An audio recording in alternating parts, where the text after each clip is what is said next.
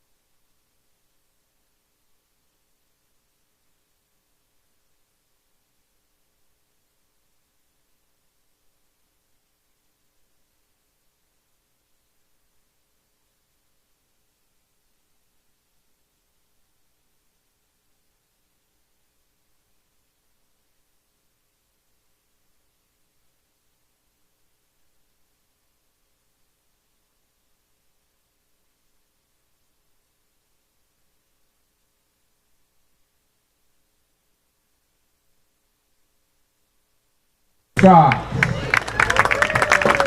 The Red Sox have taken the field along with some Little League Fans as well. As they get set to take a little bit of infield. The Cape Cod Baseball A nice gesture there from the YD Red Sox, getting the local Little Leagues involved. Sportsmanship by student athletes, coaches, Quick look at the lineup. That Hyannis is going to roll out today. Anthony Servideo, we saw him in the leadoff spot yesterday. He will lead off once again. Rowdy Jordan bumps up in the lineup. He hits second. He is in right field. Trevor Hoover remains in that 3-hole. The Sun Devil, he will be in left once again. Hunter Goodman enters the lineup. He will be DHing tonight out of Memphis. Edward Julian bats fifth. Third baseman. Saw him yesterday's game. Jared DeSantelo moves down in the order in the place of Rowdy Jordan as he is at first base tonight. Jackson Olsen, another Harbor Hawk we did not see in yesterday's contest, will hit seventh. Bryce Teodosio came in as a pinch hitter, will hit eighth. And Adam Hackenberg will round out the order, hitting ninth off of one of the newer YD Red Sox. Jack Wold's teammate at the University of Nevada, Las Vegas, Ryan Hare. Yeah, it's going to be interesting to see what Hare has to bring to this Red Sox order. He was 8-4 with a 3.52 ERA in this spring at UNLV. He almost had a no-hitter this season in late March against New Mexico, so he's got some decent stuff. Christian Wanders has had nothing but positive things to say about what he's seen from him so far. A clean delivery from the right side, and we're going to see it in full form here today on the 4th of July. A beautiful day for America's birthday here in South Yarmouth. Hare's getting his warm-up, tosses in as now we take a look at the defense behind Ryan Hare in this one. Noah Campbell starts the day in left field tonight. Brad Beasley is in center. Jake Palmer rounds out the outfield in right. Left side of the infield, Riley King and Wyatt Young, as it has been for a few games running now. Gavin Dugas and Jack Wold make up the right side of the infield, and Noah Cardenas is putting down the signs for Ryan Hare this evening. As my partner TJ Matthewson said, it is an absolutely gorgeous day for baseball here in South Yarmouth. The sun is shining, and we hope your 4th of July has been a blast, and we hope to make it a little bit more fun here tonight. It was a 13-1 victory for these Red Sox against the Harbor Hawks last night at McKeon Park. A whole host of offense, home runs from Eric Tolman and Austin Wells, extra base hits up and down the order. RJ Yeager, 3 hits. It was an overall slugfest for this Red Sox team, and they look to have much of the same success today. And on the mound, Jack Leftwich did well, set the table for this YD pitching staff en route to only 1 run allowed. And as TJ said in the open, it was in the 8th inning. Servideo now steps in and gets ready to lead things off here in South Yarmouth. Just a couple minutes after our slated 5 o'clock start time. Hare sets at the eyes and now delivers the first pitch, and it's a fastball high. First pitch at 5:02, and it's 1-0. Good crowd on hand here at Red Wilson Field. The 1-0. That one is skied left-hand side. Riley King giving it a look. Austin Wells going over, but it will drop harmlessly foul. 1-1. And I like the consistency from the Red Sox lineup. They never let up scoring. They scored 3 in the first, then went scoreless in the second and the third, and then proceeded to go 1 in the fourth, 1 in the fifth, 2 in the sixth, 2 in the seventh, 3 in the eighth, and 1 in the ninth. So constantly putting pressure on the Harbor Hawks pitching staff to shut them down, and they never did. Here's the 1-1. Grounded lazily to second. Dugas over to Wold, and there's the first out of the inning. It really was an onslaught from this YD offense yesterday. And Brian and I talked about it in the open. What kind of production could Scott Pickler get from the bottom part of his order? It's been a part of the order that has struggled a little bit recently, not getting a ton of production. It started to become a little bit top-heavy, but not the case at all in yesterday's contest. Yeah, yesterday the bottom of the order was spectacular. We have Jake Palmer reaching base 5 times. His on-base percentage now near 500 on the summer. And a good day for RJ Yeager, too. First pitch to Rowdy Jordan. is outside for a ball, 1-0. Yeah, Yeager, a guy who came into yesterday really struggling, comes out, has 3 hits, 2 RBIs, scored a run as well. A real feel-good for him their day before 4th of July here tonight. The 1-0. Upstairs for a ball, 2-0. It is always interesting, TJ, when you are so heavily favored in a game you're expected to do well, a game you're expected to score a bunch of runs. Whether or not that actually gets executed remains to be seen, but YD left nothing to chance very early in that one. Here's the 2-0 to Jordan. Bout goes flying towards the bleachers off the right-hand side. And it's an emphatic strike 1, 2-1. We saw that happen yesterday with Austin Wells. It's a little muggy out today. If you step outside, for those of you at home, stepping outside, it's like stepping into a sauna, just standing out there during batting practice. Everything, the air just feels heavy and hot, so it leads to some slippery hands and slippery batting gloves, and that might be the first example right there.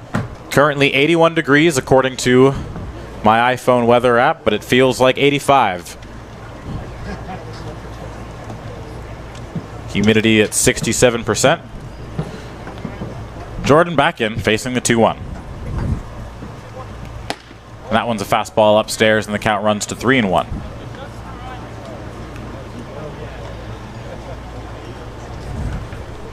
This was a Hyannis team that didn't have a base runner until the bottom of the 3rd inning in yesterday's contest. Didn't have a hit until the 4th. Once again, the bat goes flying, and this time looked like it might have cleared the dugout there as Jordan goes down swinging. I think Rowdy Jordan's going to need some more pine tar next time he comes up. And that bat went twice. The bat just looked like it got yanked out of his hands and thrown towards the Hyannis dugout. Gonna switch the batting gloves and get back in there, and the count's full, 3-2. I mean, man, it's rare you see that once in a game from one player, but it happens on back-to-back swings. Gonna definitely lather up the pine tar there as he's coming back to the plate. So now Jordan set to step back in with his hands hopefully a little bit stickier. Full count. Jordan now will step back in, the Mississippi State product. Here's the payoff pitch from Hale. And it's a breaking ball downstairs. It came in at the shins.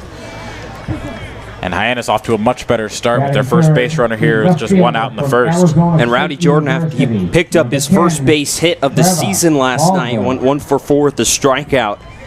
But a guy who struggling as much as he is at the plate, and you feel like that one did not miss by much on the inside edge, but would have been interesting to see.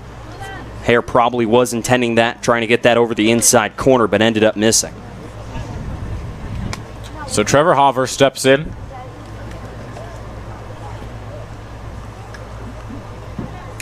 Looking to advance the runner. First pitch to him is a called strike on the outer half. It's 0-1.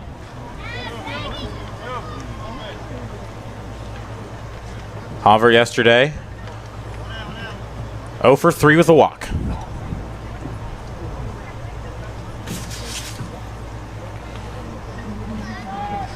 Hare a couple checks on Jordan at first. Now set at the belly button out of the stretch. 0-1 is a breaking ball that dips low. It's 1-1. Hauver on the year now at 218. 12 hits and 55 at-bats. 2 doubles, 1 home run, 9 RBI. And now up to 12 walks on the season. Pickoff play, nothing doing.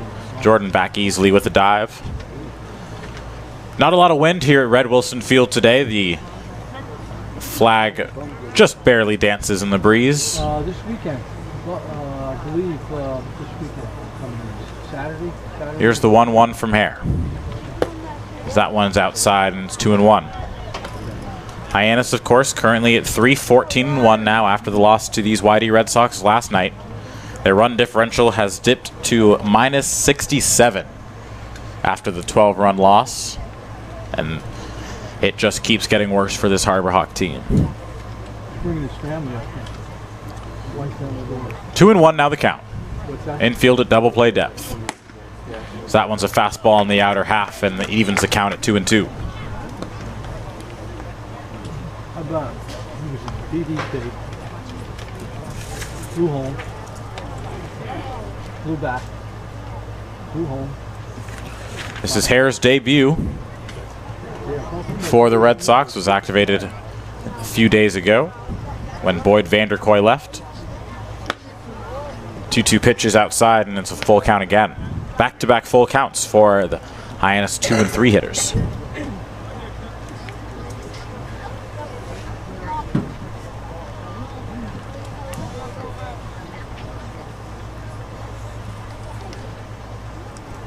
Hare, a couple checks on Jordan at first. And here's the payoff pitch. Jordan's running. That one's smoked into center field. Beasley crashing, and that'll get down right in front of him, and that's a base hit. So quickly, 2 runners on here for Hyannis as the offense is off to a much better start than how they fared yesterday. From the University of Memphis, number 23. Jack Leftwich worked a very effortless 1-2-3 inning in his first inning of work. Yeah, and that time Harvard not getting too much of that, but able to find some outfield grass in left center. The hit and run was on. Jordan got a good jump from first. He had to pause at second, make sure that ball dropped in front of Brad Beasley in center, which it ended up doing, and the Harbor Hawks are in business. Hunter Goodwin now steps in as he first pitch swinging and waves over the top of an off-speed pitch, and it's 0-1. Big-time RBI opportunity for Hyannis in this one early. It's a team that struggles to score one with a golden opportunity here.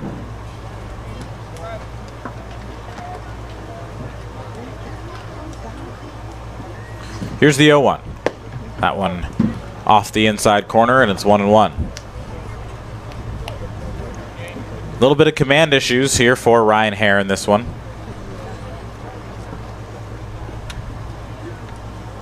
Struggling to locate a couple of his pitches early. Back-to-back full counts. The 1-1. Big swing and a miss again. Goodwin can't recognize the off-speed, and it's 1-2.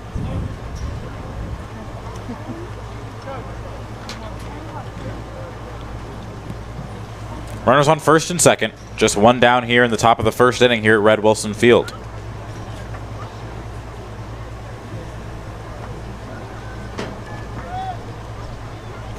The 1-2. Breaking ball skied foul and over our heads. Everyone will reset and do it again. Double play gets Hare out of the inning. Wyatt Young, Gavin Dugas, the double play combo today. Dugas stands nearly on top of second base, holding on Jordan.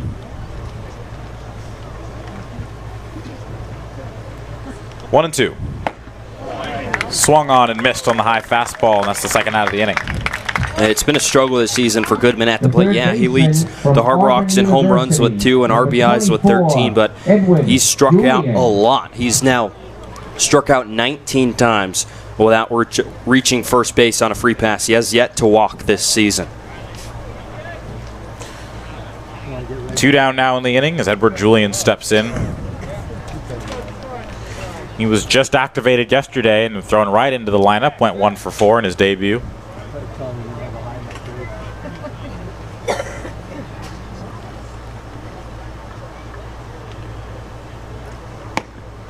First pitch to him is just outside, and it's 1-0.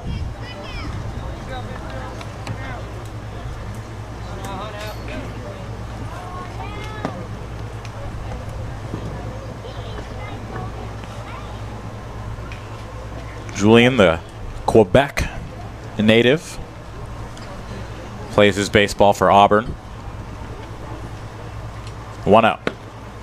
Now one handcuffs Cardenas behind the plate. It's low and away. 2-0.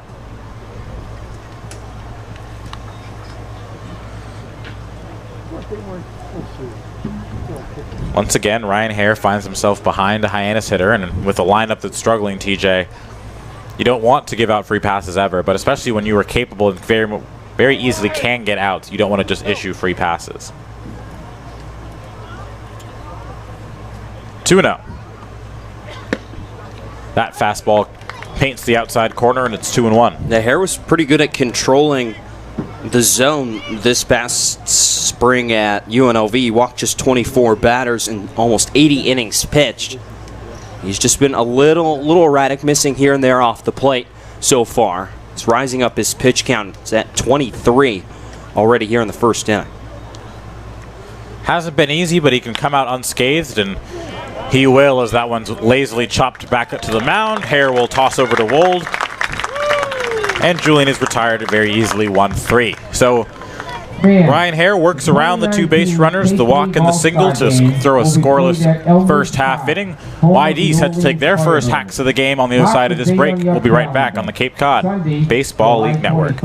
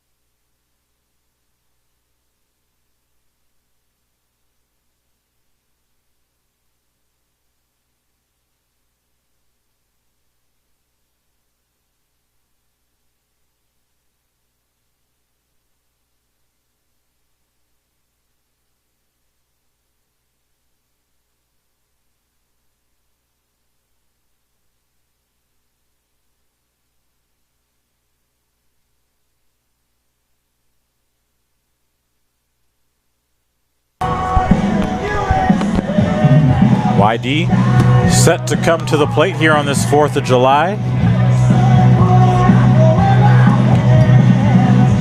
Hyannis stranded a pair in the first frame. The score is still 0-0. Wyatt Young trots to the box, leading the Cape Cod Baseball League in hitting, entering today at 378. Flip-flopped with the second place man, Nick Martinez. Young batting from the left side.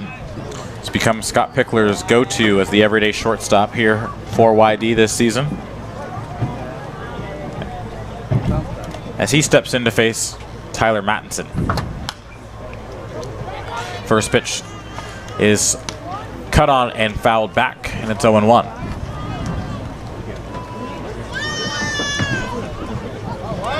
Wyatt Young setting himself up to be an all-star this season, as he continues to just quietly go about his business and perform. The 0-1 pops up a bunt, and that one might have eyes. It's going to sit, and that's going to be a base hit. So a bit of an unorthodox bunt single there for Wyatt Young as he popped it up, but it just landed in no man's land on the infield grass, and it's a leadoff base hit. So Wyatt Young did the same thing last night in Hyannis. He squares around a bunt. He gets a pitch at his eyes.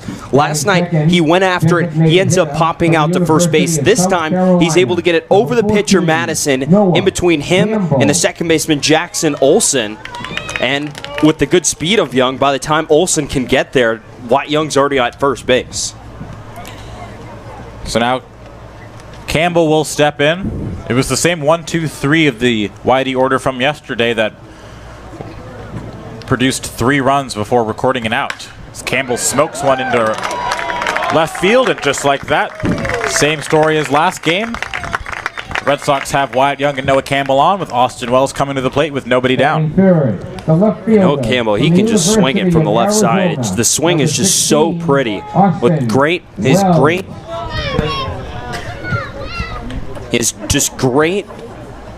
great control of the zone. The swing covers a lot of the plate. He's comfortable driving the ball the other way, as he did right there into left field for another base hit for him. So now Austin Wells steps in at 328 on the year, just qualified for the batting title, and paces the Cape League in both home runs and RBI. And he kind of a half swing there on the first offering, and it's 0-1. Wells, of course, got the scoring started for YD in their contest yesterday with the 3-run shot the other way. And we all said probably his most impressive of the 5 home runs he's hit this season. 0-1. That one skips in the dirt. No advance from either runner, and it's 1-1. This is good stuff, getting a start against Tyler Madison, who's been one of the only good arms the Harbor Hawks, or one of the only arms that has played well for the Harbor Hawks this season, a 3.85 ERA entering today. He had one good start, one bad start so far in this Cape League season. Got roughed up kind of in his first start back in June, had a much better second start. 4 earned runs in 9 1/3 innings for Mattinson. It's a 3.86 ERA. 1-1. Home plate umpire says yes, he did. That's Jeff Menzel behind the plate. The other 2 umpires joining him are Sam Finn at first base and Rick Emerson at second. Austin Wells now finds himself down in the count 1-2. Young and Campbell both take their leads, neither being held on. The 1-2 to Wells. Fouled back and off the tree to our left. And it remains 1-2. If there's one thing that Wells has struggled with this summer, it's been the strikeouts. Yes, he's hitting for a lot of extra base hits. He's hitting for the high average as well. He's walking quite a bit. But he's second in the Cape in strikeouts with 20. 1-2 now the count. The wind is slightly picked up, blowing out to left.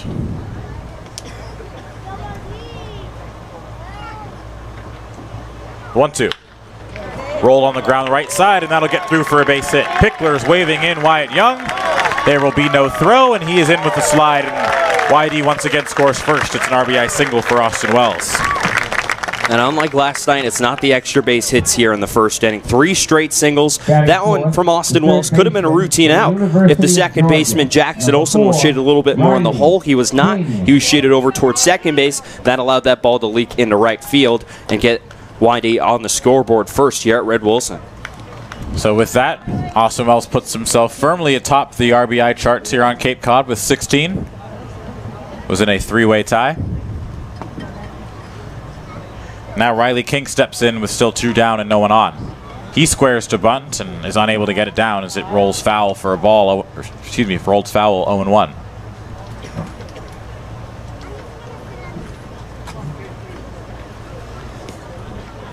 Riley King been nothing but consistent for Scott Pickler. Power numbers haven't been there yet, but at 333 through 11 games. 5 for 15. That's a called strike on the outer half, and it's 0-2.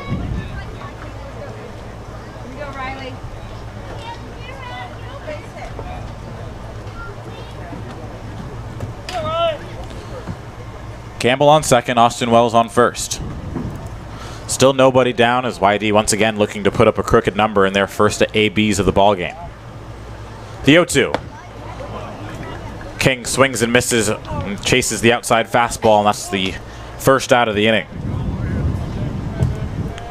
Batting fifth. So now Jack Wold will step in, University of Nevada, Las Vegas. looking to give his UNLV teammate a bigger lead to work with. Wold. Still an RBI opportunity for YD with Campbell in scoring position.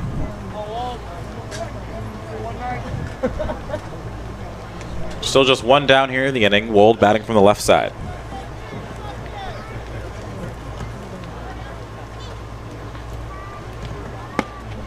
First pitch swinging is Jack Wold, and he misses. It's 0-1.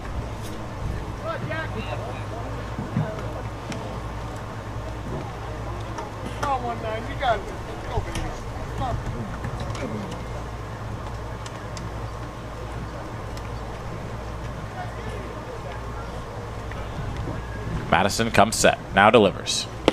That one's in there at the bottom of the strike zone, and it's 0-2.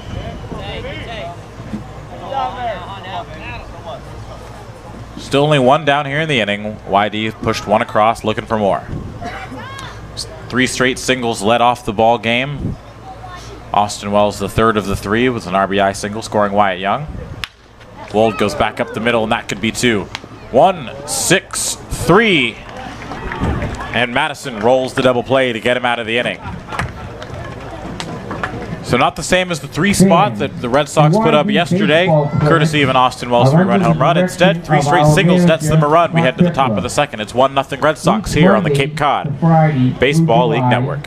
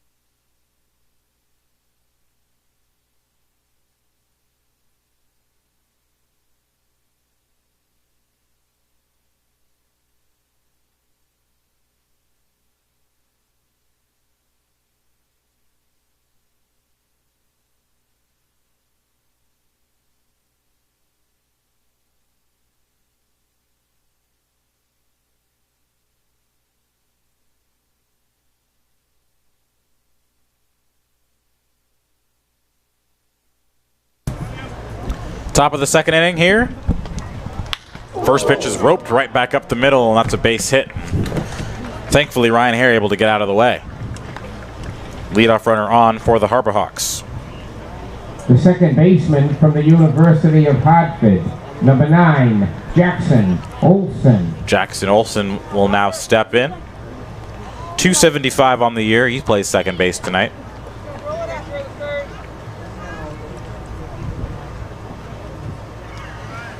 Hyannis in their road blue jerseys with the orange lettering. White pinstripe socks. Olsen squares to bunt, but looks at a strike, and it's 0-1. YD in the home all whites. The red lettering, Red Sox across the chest. Reminiscent of that of the Boston Red Sox.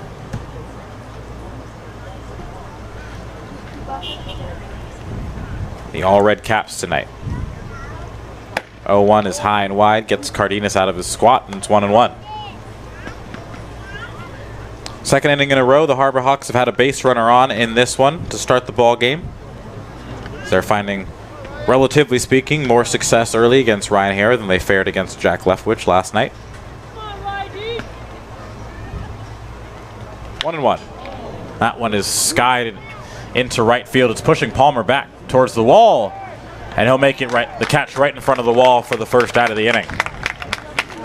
Those are the dangerous ones here at Red Wilson Fields. Those things that look like a routine fly ball, and all of a sudden the outfielder's at the warning track, TJ. It just seems like at any given point in time you get the right gust of wind and it's out.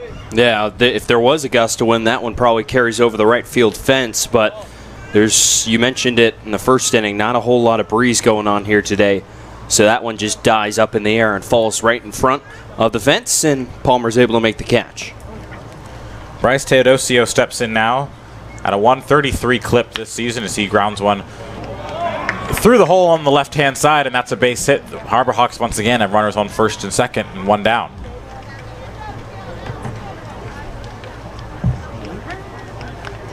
The catcher from Clemson University. So now the 9-hole hitter, Adam Hackenberg, will step in.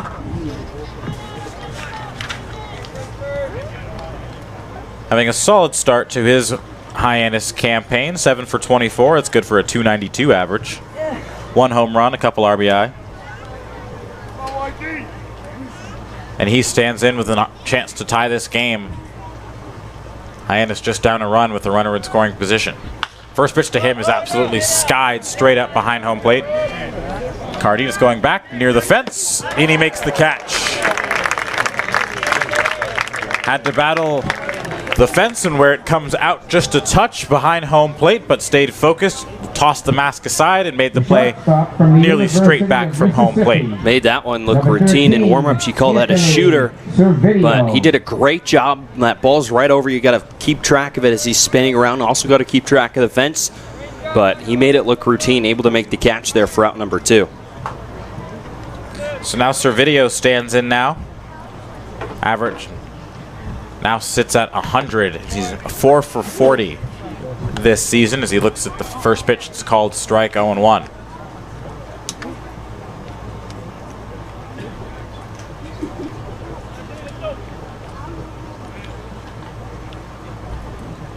The count to Anthony Servideo.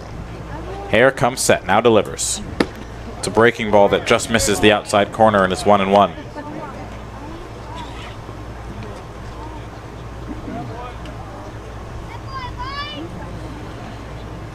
Two on, 2 down for Hyannis in this one.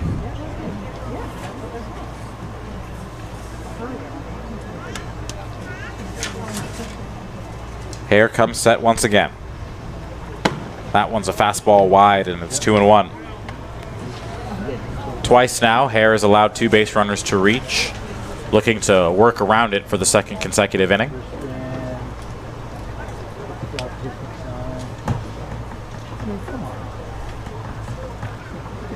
Hare checks the runner on second, now delivers the pitch. 2-1.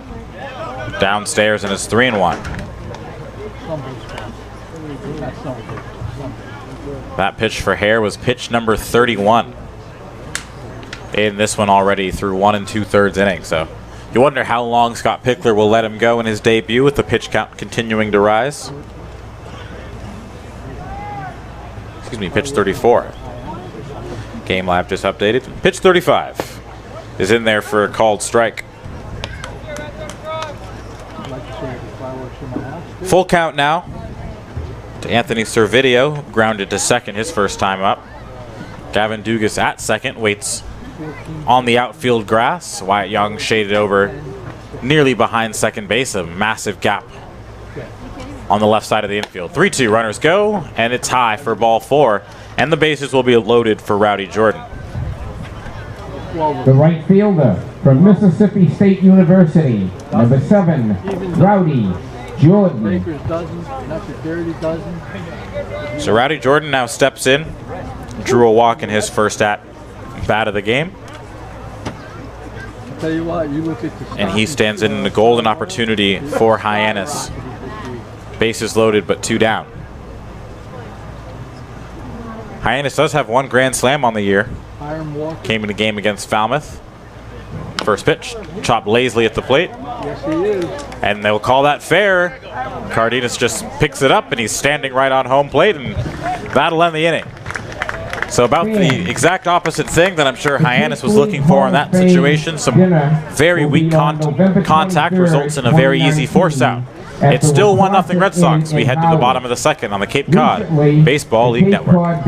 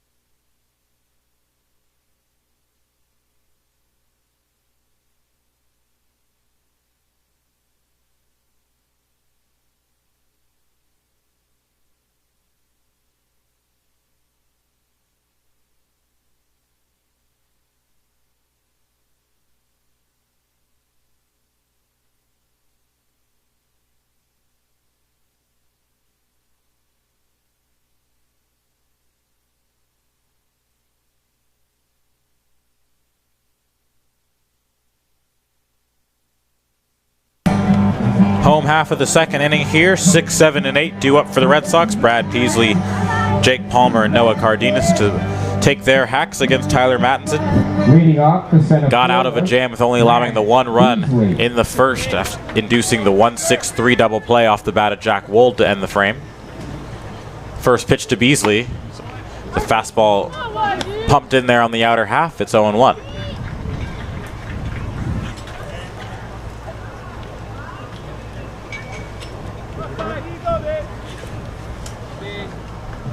The 0-1 to Beasley is chopped to third base.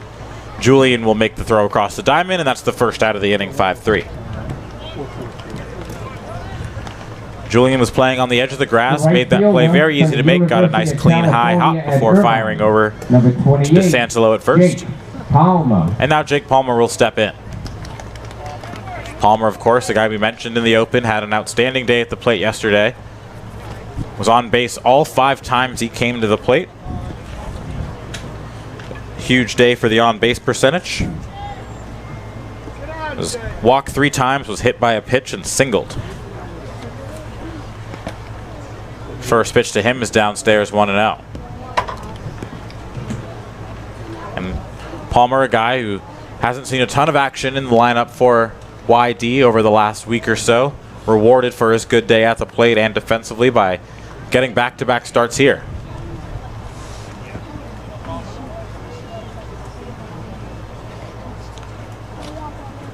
Madison comes set, now delivers. 1-0 pitch is outside and it's 2-0. And this is the eye he was showing yesterday when he reached base.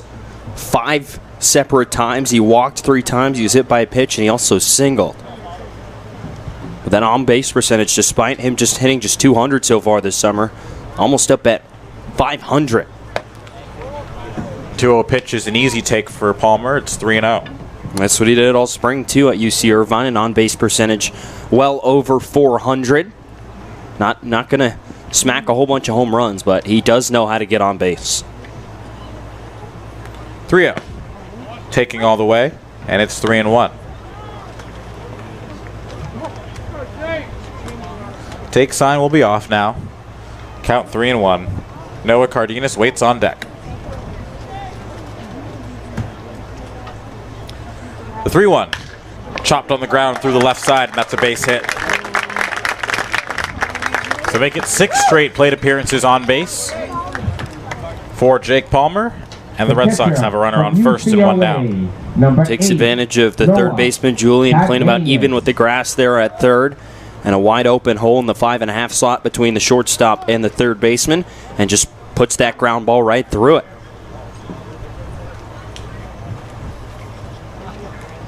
Palmer has good speed, waiting on first base. Noah Cardenas steps in now, the catcher from UCLA.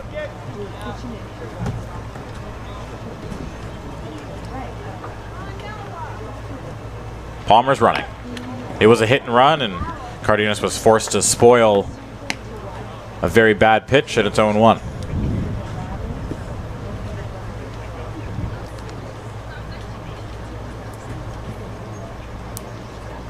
The hit and run was executed to perfection yesterday by the Red Sox. Was Wyatt Young took off and RJ Yeager put one through the hole right where the second baseman was crashing from. Young easily able to go first to third on that play.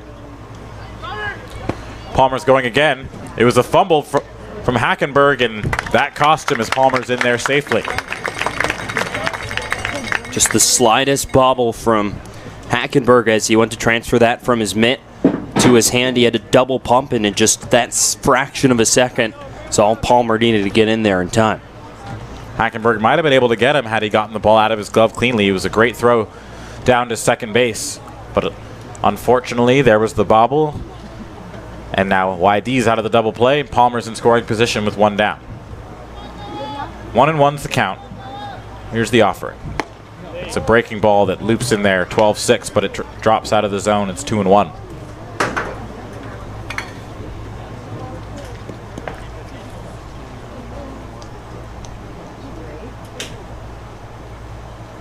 Madison comes set, working on the first base side of the rubber.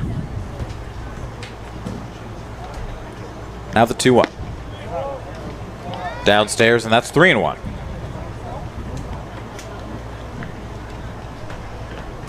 Gavin Dugas, second baseman from LSU, waits on deck, looking to bat with a potential RBI opportunity.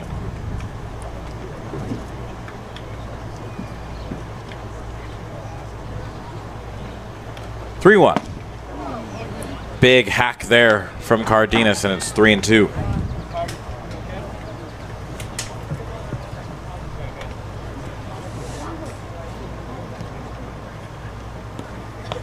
Cardenas steps back in.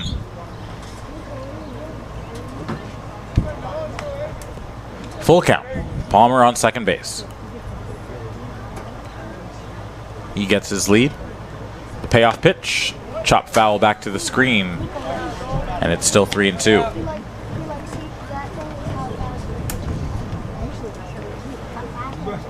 Beautiful day for baseball here in South Yarmouth. Beautiful day for all 4th of July festivities. A couple parades going on across Cape Cod. Barbecues, bonfires, the whole lot. Certainly a very fun holiday and one of the best places to be to celebrate that holiday, TJ. Yeah, 100%. And you can tell just driving around here how packed it is. Full count.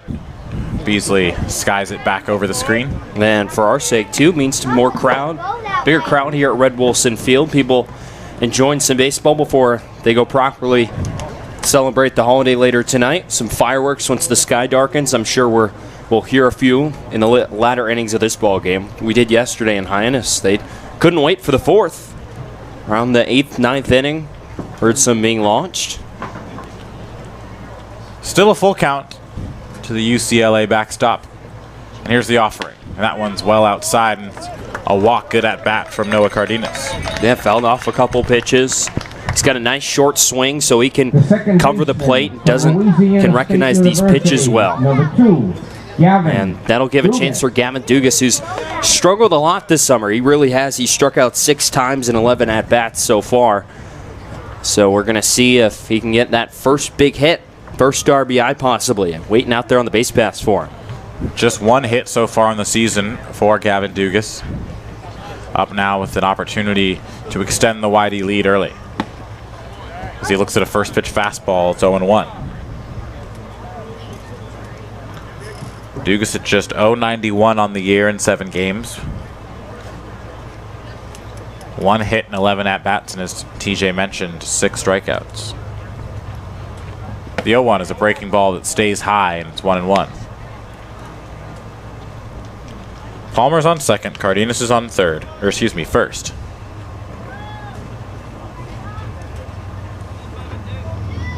One and one the count here to Gavin Dugas.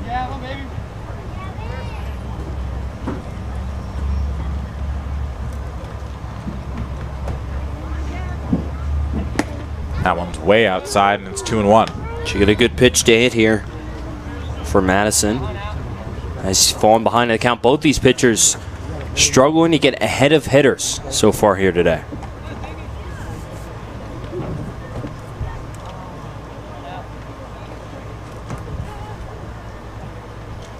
Mattinson hadn't walked anybody this season until the last at-bat when he lost Cardenas on the payoff pitch. His first walk of the season. So a bit uncharacteristic to be falling behind hitters as he has in this one. So now 2-2 now to Dugas.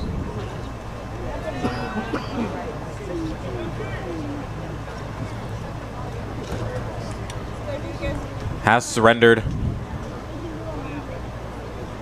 1 home run. Opponents are hitting just 171 off of him. 2-2. That breaking ball stays high, and the count runs full once again.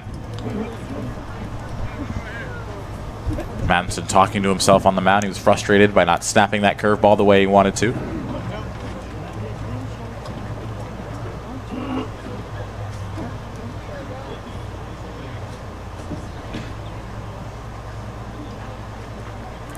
Full count. Dugas grounds it to short. Servideo for 1 across the diamond. Not in time on the back end of the double play. Palmer advances to third. Cardenas is retired on the fielder's choice, and his runners at the corners for the leadoff hitter, Wyatt Young. Wyatt Young.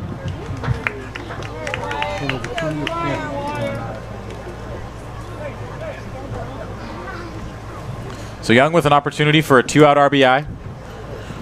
Palmer sits 90 feet away, singled and scored a run in his first at-bat, raising the already Cape League leading average from 378.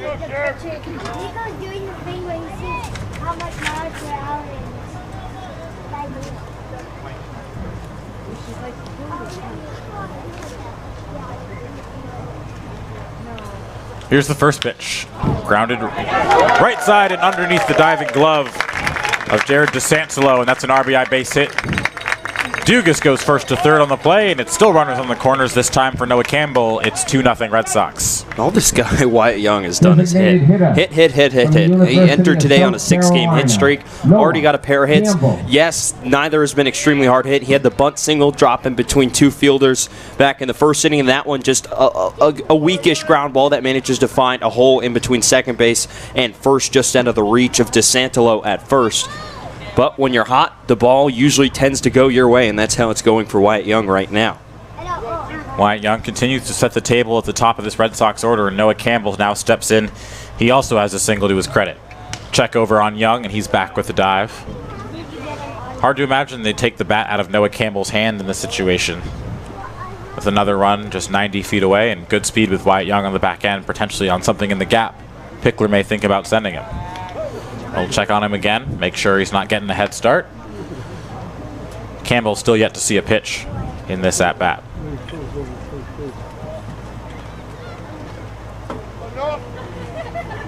Wyatt Young very quickly back out to his lead on the edge of the grass inlet. First pitch to Campbell. This chop foul towards the Hyannis dugout, and it's 0-1.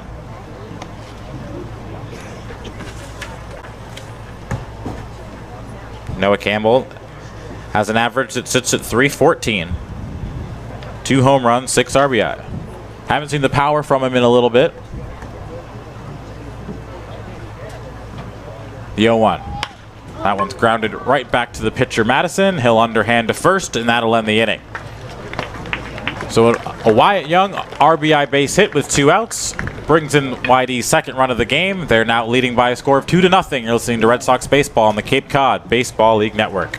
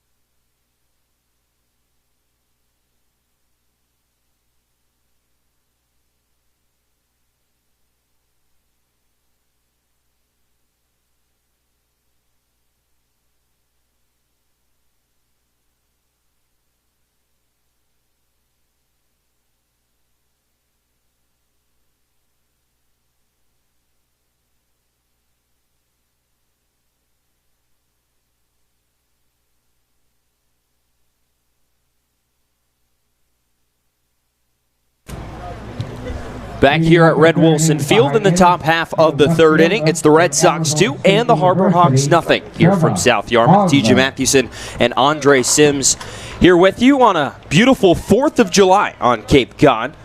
As we near 6 o'clock, the Harbor Hawks will send 3, 4, and 5 to the plate here against Ryan Hare, making his Red Sox debut, the redshirt junior out of UNLV. First pitch to Trevor Hauver will miss outside. The Sun Devil has recorded one of the 3 hits for Hyannis today as he singled back in the first inning. Red Sox took game 1 against these Harbor Hawks yesterday as the 1-0. Off-speed stays outside and a little bit high on Hauver, and the count will go to 2-0. 13-1 yesterday at McKeon Park in Hyannis. A dominant end-to-end effort. Or start to finish, pardon, as the 2-0 misses upstairs from Hare, and the count will go to 3 balls and no strikes. And yesterday, on the wide east side at least, we saw Jack Leftwich just mowing up and down this Hyannis order. Strike 1, strike 2, strike 3 through his 5 innings. It's the 3-0. Fastball catches the strike zone. And the count goes to 3-1 on Hauver. But today has been a little bit opposite. It took us about 50 minutes to get through the first 2 frames here at Red Wilson Field. Tyler Madison, Ryan Hare, the 2 starters today for these 2 squads, not coming out and pounding the strike zone as much. 3-1 to Hauver, swinging a fly ball out of play down the third base side. And the count will go full 3 balls and 2 strikes. But it also helps getting to see these hitters again. For the pitchers, more of a scouting report, and for the hitters, more a scouting report as well. Even though different arms. Here's the 3-2 on the way from Hare out of the windup. Pitch is swung on and lifted out to shallow left field. Austin Wells is coming in. He's got a beat on it, and he'll make the catch and retire his counterpart in left field, Trevor Hauver, for out number 1 here in the 3rd inning. So that'll bring up Hunter Goodman, the designated hitter. He struck out swinging back in the 1st inning. The first and only strikeout so far for Ryan Hare. So the redshirt junior Hare this spring at UNLV had a 3.52 ERA in just about 80 innings. With an 8-4 record, he started 11 games, appeared in 16. First pitch curveball on the outside corner, and the count goes to 0-1. Almost threw a no-hitter this season. 8 2/3 no-hit innings back in late March against New Mexico. His best outing of the season. 0-1 to Goodman. Chopped foul up the third base side, and it's quickly 0-2. But he's a strike thrower, at least he was this spring. 24 walks in just 80 innings. Didn't strike out a whole lot, pitched to contact. 52 strikeouts in those 80 frames. He peers over his glove, gets the signs from Cardenas. Here's the 0-2. Curveball swung on, rocketed. Deep center field. Beasley turns, shows his numbers. That one's way gone. Hunter Goodman goes dead center field here at Red Wilson. That a no-doubt shot as Beasley took about 2 steps and then gave up on it as it sailed way into the trees in center field, and that cuts the Whitey lead in half. It's 2-1 Red Sox. The Harbor Hawk team leader in RBIs and home runs comes through here in the 3rd inning and gets Hyannis on the scoreboard. Edwin Julian. So after that no-doubter, it'll bring up Edward Julian, the 3rd baseman out of Auburn. 0 for 1 today. He grounded back to Hare in the 3rd inning. I wonder what the TrackMan numbers are on that home run. First pitch on the way to Julian, a cut and a miss. And the count's 0-1. Julian just activated for his first game yesterday with the Harbor Hawks. Went 1 for 4. Thanks to his team making a run to Omaha. It's the Auburn Tigers. 0-1 misses outside, and the count evens up at a ball and a strike. Auburn dipped out of Omaha early. Did not win a game, went 0 for 2. Julian, a big part of the Tigers' success the last couple of years. Last year made the Super Regional, this year the College World Series. 1-1. Strike right down Main Street, and the count will go to 1-2. The Julian infielder batting from the left side had a historic freshman season at Auburn, where he hit .275 with 17 home runs and nearly 70 RBIs. 1-2, misses outside, and the count will go to 2-2. Set the all-time freshman RBI record with that 2018 freshman campaign. The RBI record previously held by Frank Thomas. And those 69 RBIs were the highest total by any freshman in the country as the 2-2 bounces in there. And the count will go to 3 balls and 2 strikes. And the 17 home runs were tied for 2nd amongst all freshmen nationally. And the most of any Auburn player since 2010. The only freshman with more was Spencer Torkelson of Arizona State with 25. 3-2. Swing and a foul right through the wickets of Cardenas. And the home plate umpire, Jeff Menzel, behind the plate. And the count stays full at 3 balls and 2 strikes. Yeah, if someone's talking about your season and you end up in the same conversation as Frank Thomas and Spencer Torkelson, pretty good. That's not bad company to be in, sort of a past and present domination when it comes to collegiate power numbers. Hare winds 3-2, bounces in the dirt, it'll miss for ball 4. The third walk of the game for Ryan Hare. His control's not been all the way there today. He's walked 3, 1 in each inning so far. So Jared DeSantolo, the first baseman, will step in. The team leader in average entered today hitting .325. His 1-for-1 singled back in the second and his first at-bat. So DeSantolo will step in, batting from the left side. Hare now working out of the stretch again with Julian off of first. Julian did not attempt a stolen base yesterday. First pitch from Hare, curveball, a cut and a miss from DeSantolo, and the count's 0-1. DeSantolo out of Florida Atlantic. The sophomore standing at 6 feet tall, 185 pounds. Hit .298 for the Owls this season, with 8 extra base hits and 16 RBIs. In just 28 starts, 43 total games played as Hare checks in over at first base. A throw over. Julian back in plenty of time. Temperature still sitting around 80 degrees here in South Yarmouth as we near 6 o'clock local time here on the East Coast. 0-1. Curveball grounded right back up the middle, and it will split the infielders, getting to center field for a base hit. Julian will stop at second base. It's back-to-back base runners for the Harbor Hawks as Beasley gets that one back in. The second base hit for DeSantolo this evening, and the Harbor Hawks again with 2 runners on in an inning. They've done it in every frame so far. And that'll bring up the second baseman, Jackson Olsen. Credit the Hyannis offense in this one. Kind of laid an egg in yesterday's contact, just the 1 run. Very few hits in that one. Coming out strong, aggressive here in game number 2, this home and home, and it's working as they've already got pushed to run across. First pitch to Olsen fouled off at home plate, and the count goes to 0-1. Only 3 hits for the Harbor Hawks yesterday through 9 innings, and they've already got 5 base hits here, working here in the top of the 3rd inning. Got the different arms. Jack Leftwich was magnificent yesterday, as well as Jacob Winger and Brady Corrigan. 3 twirled a masterpiece. 0-1. Called a strike on the outside corner to Olsen, and the count's 0-2. Fun fact here about Jackson Olsen, who goes to Hartford University. Red Sox and Gateman will be at Hartford in Connecticut later on this year. But his 1 home run that he hit this season at Hartford came off of Hyannis' starting pitcher today in Tyler Madison. 0-2. Fastball misses away, and the count goes to a ball and 2 strikes. Olsen this season, I mean, it's kind of rare that your only home run comes against a guy that you happen to be playing summer ball with. He hit .309 this season in 194 at-bats with Hartford. What a cool little tidbit there. As Hare sets on the bump, he's ahead 1-2. Here's the pitch. Swing and a chop foul as Olsen swung at a pitch around his eyes and he managed to keep it foul down the third base side, and the count stays at 1-2. Entered today on a 3-game hit streak. He's driven in 4 runs so far this summer.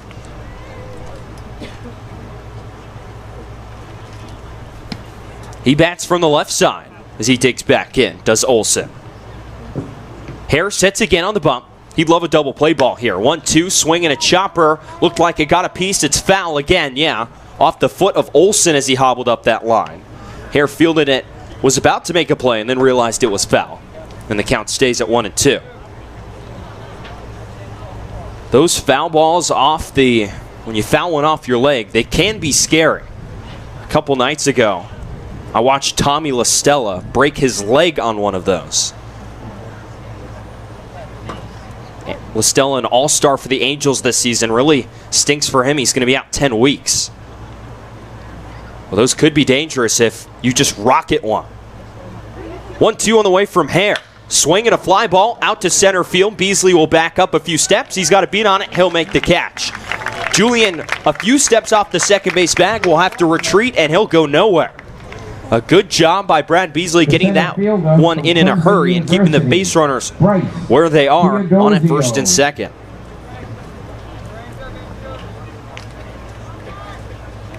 So with 2 down, that'll bring up the center fielder Bryce Teodosio. Hitting just .133 this summer with 3 RBIs. He bats from the right side. He pinwheels the bat a couple times. So Julian leads off of second, and DeSantolo leads off of first. Hare sets, trying to work out of trouble again. First pitch bounces in there, blocked by Cardenas, and the count's 1-0. The Harbor Hawks, speaking of Cardenas' defense, who was spectacular this spring at UCLA, didn't commit a single error in the 40 games he started behind the plate for UCLA. But the lone run for the Harbor Hawks yesterday came on, I can't remember what was ruled, but either a wild pitch or a pass ball in the 8th inning that brought across their only run.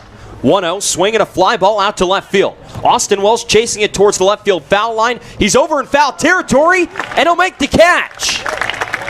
Right near the Red Sox bullpen down the left field side, Austin Wells covers a ton of ground out there and left and is able to make the catch for out number 3 here in the 3rd inning. We'll head to the bottom of the 3rd. Here from Red Wilson Field, it's the Red Sox 2 and the Harbor Hawks 1 here on the Cape Cod Baseball League Network.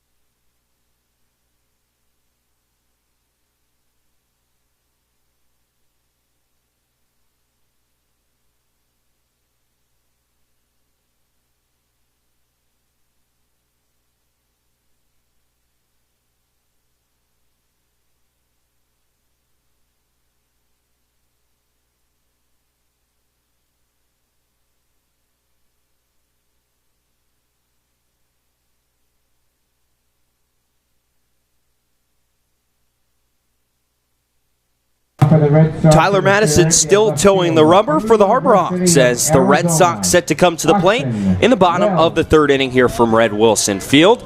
Windy leading 2-1 here in the second half of this home-and-home with Hyannis that the two teams have usually play on 4th of July. Madison kicks and the righty fires the first pitch to Austin Wells, and it misses outside for ball 1. Wells drove in one of the 2 runs for Whitey back in the 1st inning, so he got them on the board with an RBI single. Entered today leading the league in home runs with 5. He hit his 5th yesterday. It's the 1-0, catches the outside corner, and the count goes to 1 ball and 1 strike. But Wells got a pitch on the outer half yesterday at McKeon Park and blasted it the other way over the left field fence. It's the 1-1 on the way from Madison. Off-speed misses inside, brushes Wells back a little bit, and the count's 2-1. And now he's got a 2-home run lead on the rest of the Cape League, thanks to his home run yesterday. Madison kicks again, 2-1 on the way. It misses away, and the count will go to 3-1. And Wells, with his RBI in the 1st inning, has now put himself in front of the Cape League, paces the league in RBIs. Awaits the 3-1, swing and a foul out of play behind home plate. And the count is going to go full on Austin, 3 balls and 2 strikes. Yeah, I mentioned on color earlier in the game that Wells has had a tendency to strike out a bit this season, but he's hit for some spectacular power. He's already matched his home run total in the spring at Arizona.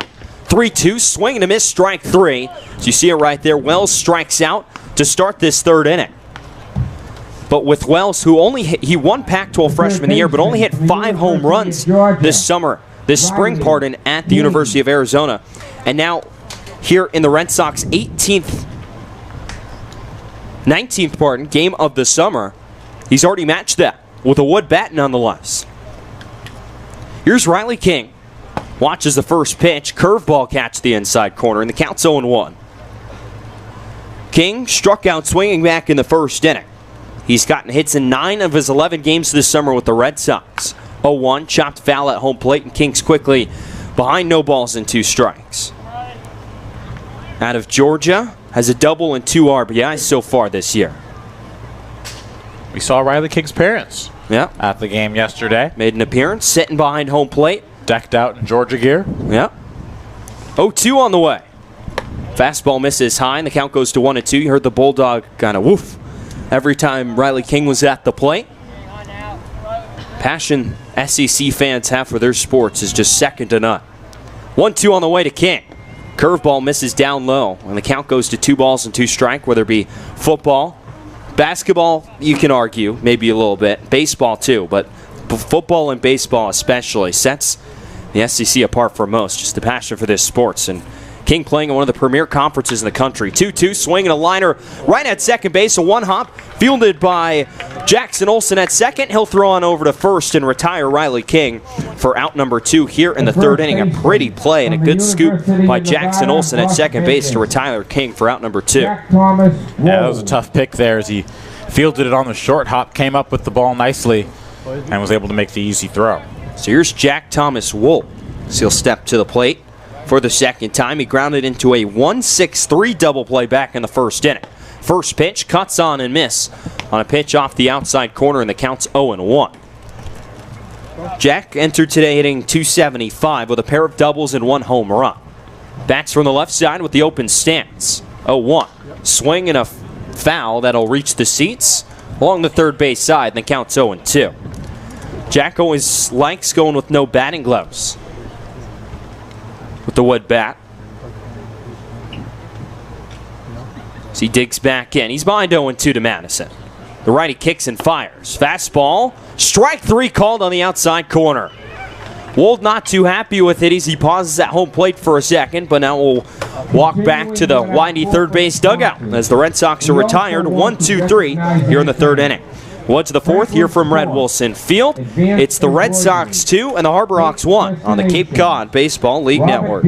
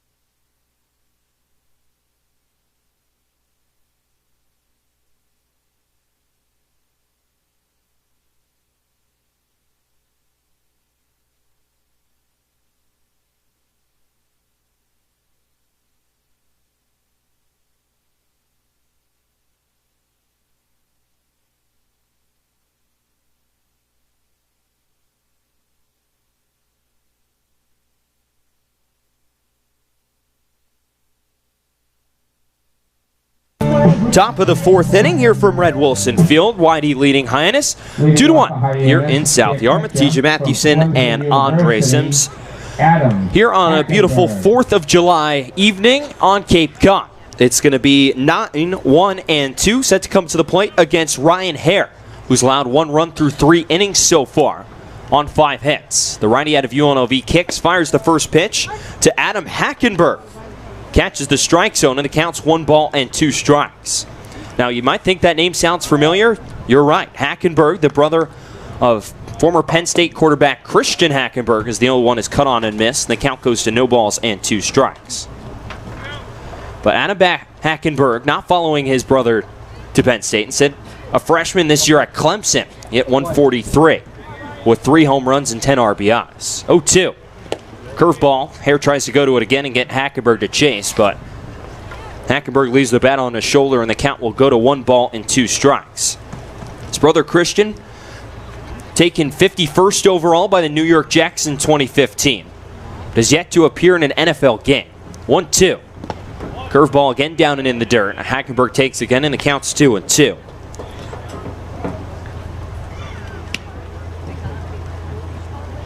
But he was ranked, Hackenberg, number 40 freshman in the nation, as he'll foul one off to the third base side, and the count goes to 2-2.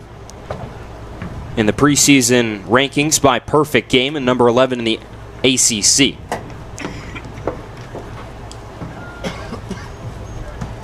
But just 5 hits for him this freshman year as time is called by the home plate umpire Jeff Menzel. 2-2 the count here on Hackenberg. Awaits the pitch from Hare. Here it comes. Strike 3 called on the inside corner. Looked like the off-speed pitch there from Ryan Hare as he sets down Adam Hackenberg looking to start this 4th inning. Good to see Hare get that finish the batter here with 2 strikes. That's going to be a second strikeout of the ball game here to start the 4th inning. That'll flip the lineup over, and Anthony Servideo for the second time will step to the plate. Servideo 0 for 1 today with a walk. Watches the first pitch, misses a bit outside. Cardenas tries to frame it there, but doesn't get the call from Menzel, and the count is 1-0. Servideo entering today has had a rough go at it this season on the Cape as Hare winds and fires the 1-0. A swing and a miss, and the count will even at 1-1.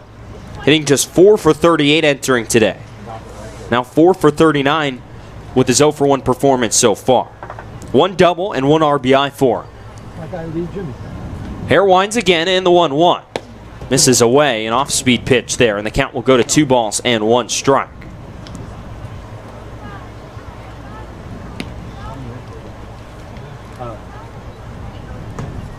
Hare again out of the windup, and the 2-1 on the way. Fastball stays upstairs. The count goes to 3-1. Hare, a native of Lakewood, California, and attended Lakewood High School, where he graduated in 2015, the redshirt junior. Peers over his glove, gets the sign. Here's the 3-1 on the way.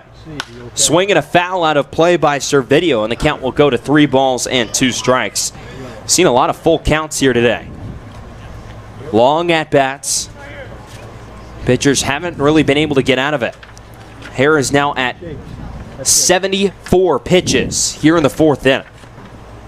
The right-hander will wind. And the 3-2 on the way. Swing and a rocket towards second base, past Dugas and into right field for a base hit.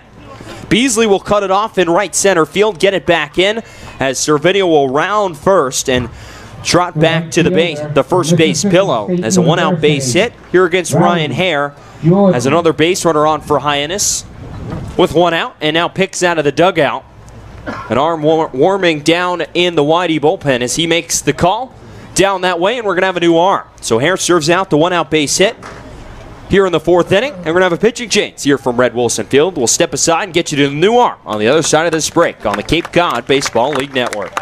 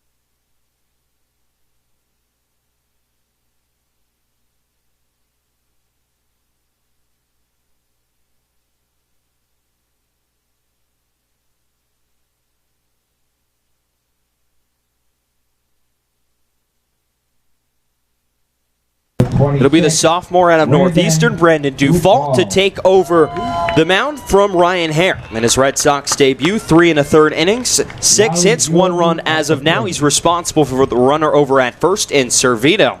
It was earned, 3 walks and 2 strikeouts. And it'll give way to Brandon Dufault out of the bullpen for YD, the sophomore out of Northeastern. As he stands tall, a right-hander will look in at the 2-hole hitter in Rowdy Jordan. Waits the first pitch. Fastball from Dufault will catch the outside corner. And the count is 0-1. And this outing for Dufault's got to be about eating up innings. I'm sure Scott Pickler would have liked to get more from Ryan Hand, maybe 4, maybe 5 innings. But for him, he's got to bridge the gap so he doesn't have to burn a bunch of arms in this game. Dufault, the 6'5 righty, fires home the 0-1. A swing and a miss from Jordan, and it counts 0-2. Yeah, not the greatest outing efficiency-wise from Ryan Hare. Well over 70 pitches. They're working here in the 4th inning. But Dufault has been good this summer for YD, appearing in his 5th game. Has a 1.68 ERA and 5 1/3.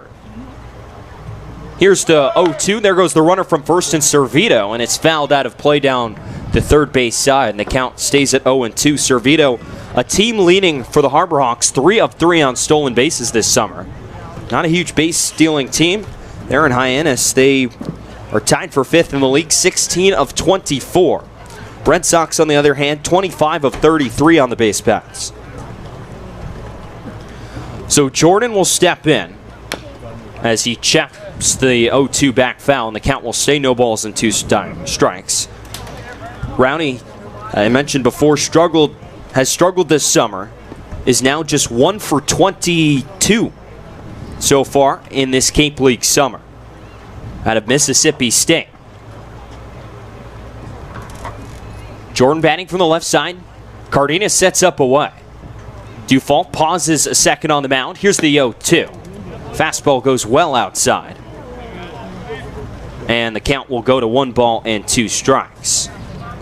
So Jordan, the sophomore, 5'10", 171 pounds out of Mississippi State. Hit .290 this season with 6 home runs and 49 RBIs. Here's the 1-2. There goes the runner from first. The hit and run is on. It's a swing and a ground ball towards second base. Dugas will field and go the short way to first.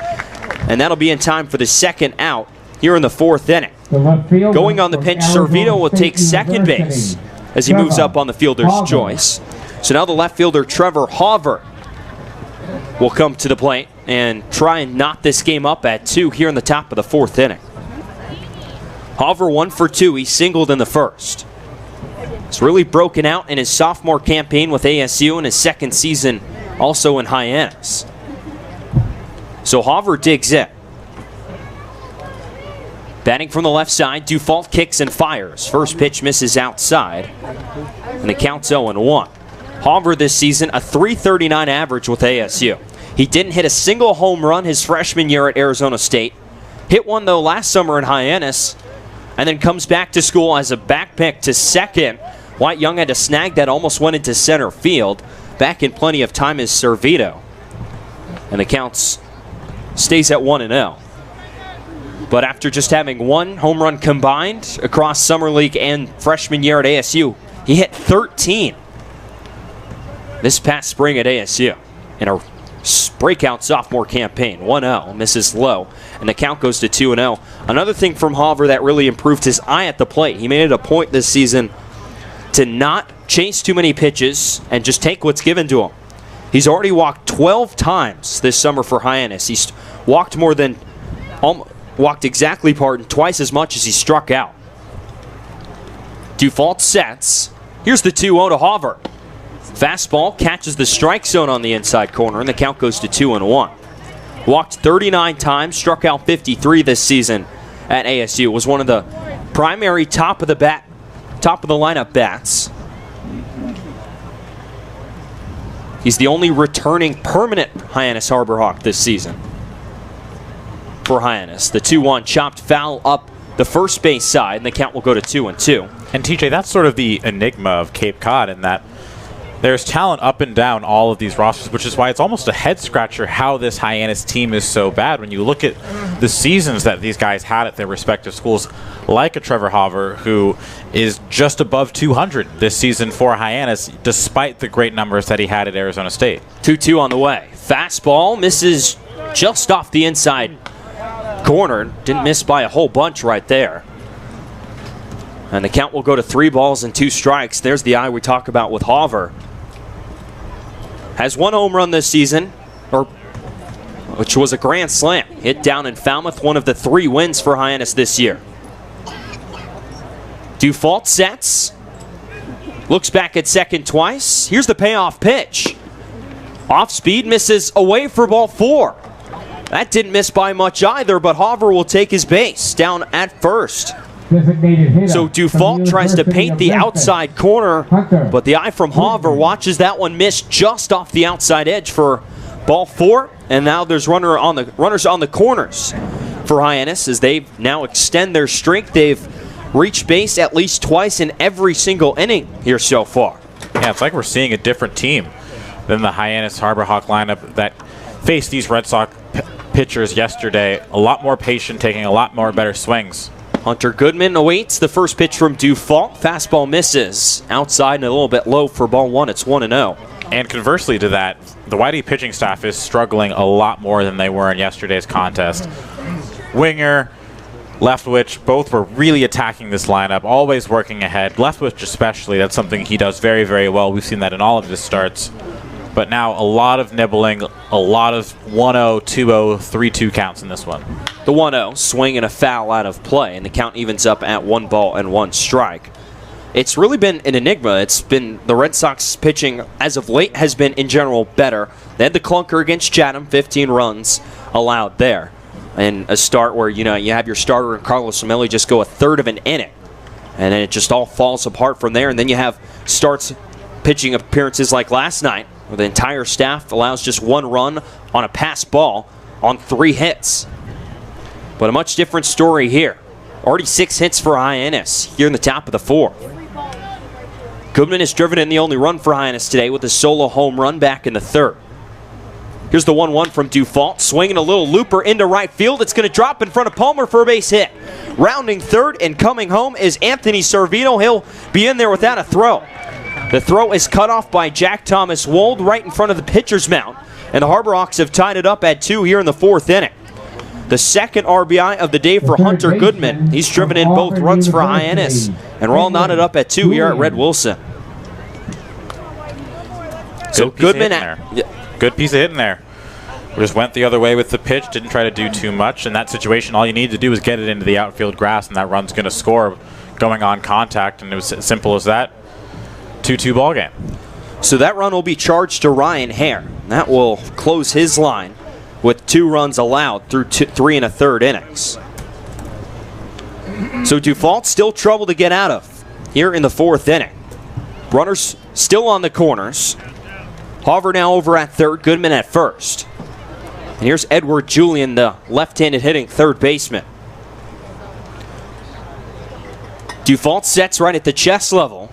Will peer in and fire home the first pitch of Julian. It gets all the way past Cardenas. It misses low for a ball. Trotting home and coming home to score is Hover. And the Harbor Hawks have taken a 3-2 lead.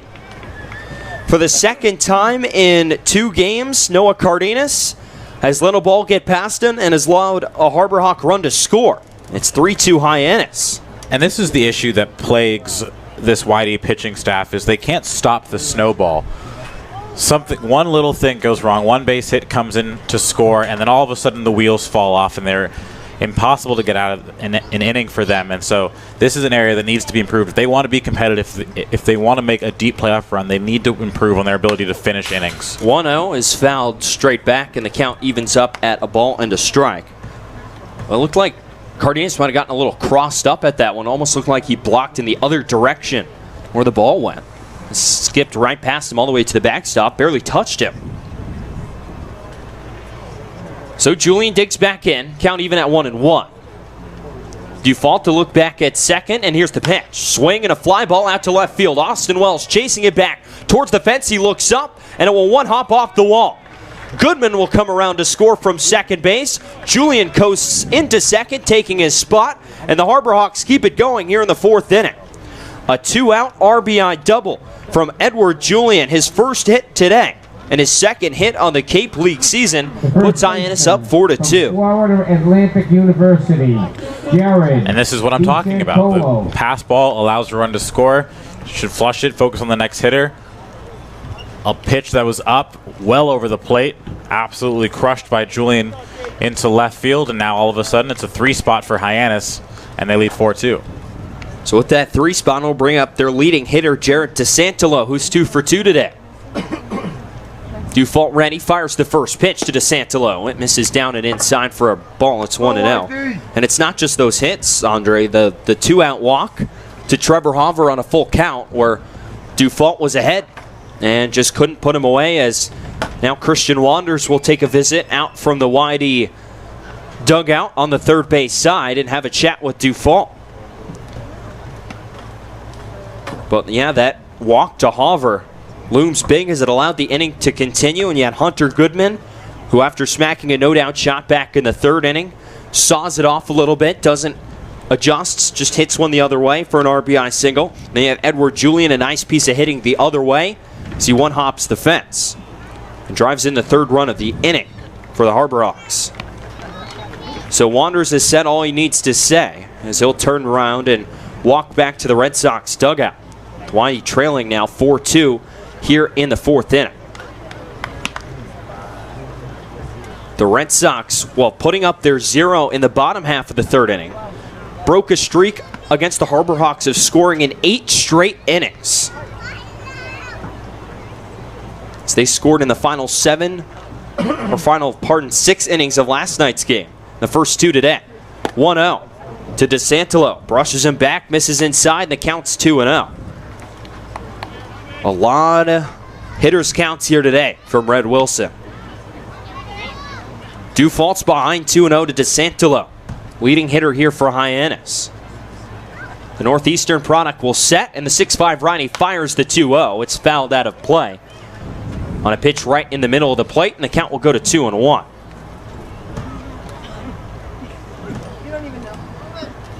DeSantolo, a native of Tampa, Florida, comes right up the East Coast to play his summer ball up here on the Cape. From Florida Atlantic, one of the Owls, as he digs in from the left side. Off of second base is Julian. The Harbor Hawks look to keep this inning going. 2-1, swing and a pop-up. Foul territory left field side, but it will drift foul and over the head of the bullpen down that way for YD. And the count will even up at 2-2. And arms warming down in that Red Sox bullpen, it's Adam Jeanette. Should Dufault struggle a little bit more here in the top of the fourth inning. Already 3 runs in for Hyannis. Dufault sets, he's looking to get out of this fourth inning. He peeks back at second in Edward Julian and fires the 2-2. Swing and a foul out of play, straight behind home plate, and the count is 2-2. As mentioned, still a lot of hitters counts, a lot of foul balls here today for both sides. On a beautiful 4th of July day. It's cooling off outside as we get later in the night. Still 82 degrees here in Yarmouth. Here's the 2-2. Swing and a miss, strike 3. Finally, Dufault able to set down DeSantolo and get the Red Sox out of this fourth inning. The Harbor Hawks, though, a 3-spot here in the top of the fourth has pushed them in front. It's now 4-2 Hyannis as we head to the bottom of the fourth inning here from Red Wilson Field on the Cape Cod Baseball League Network.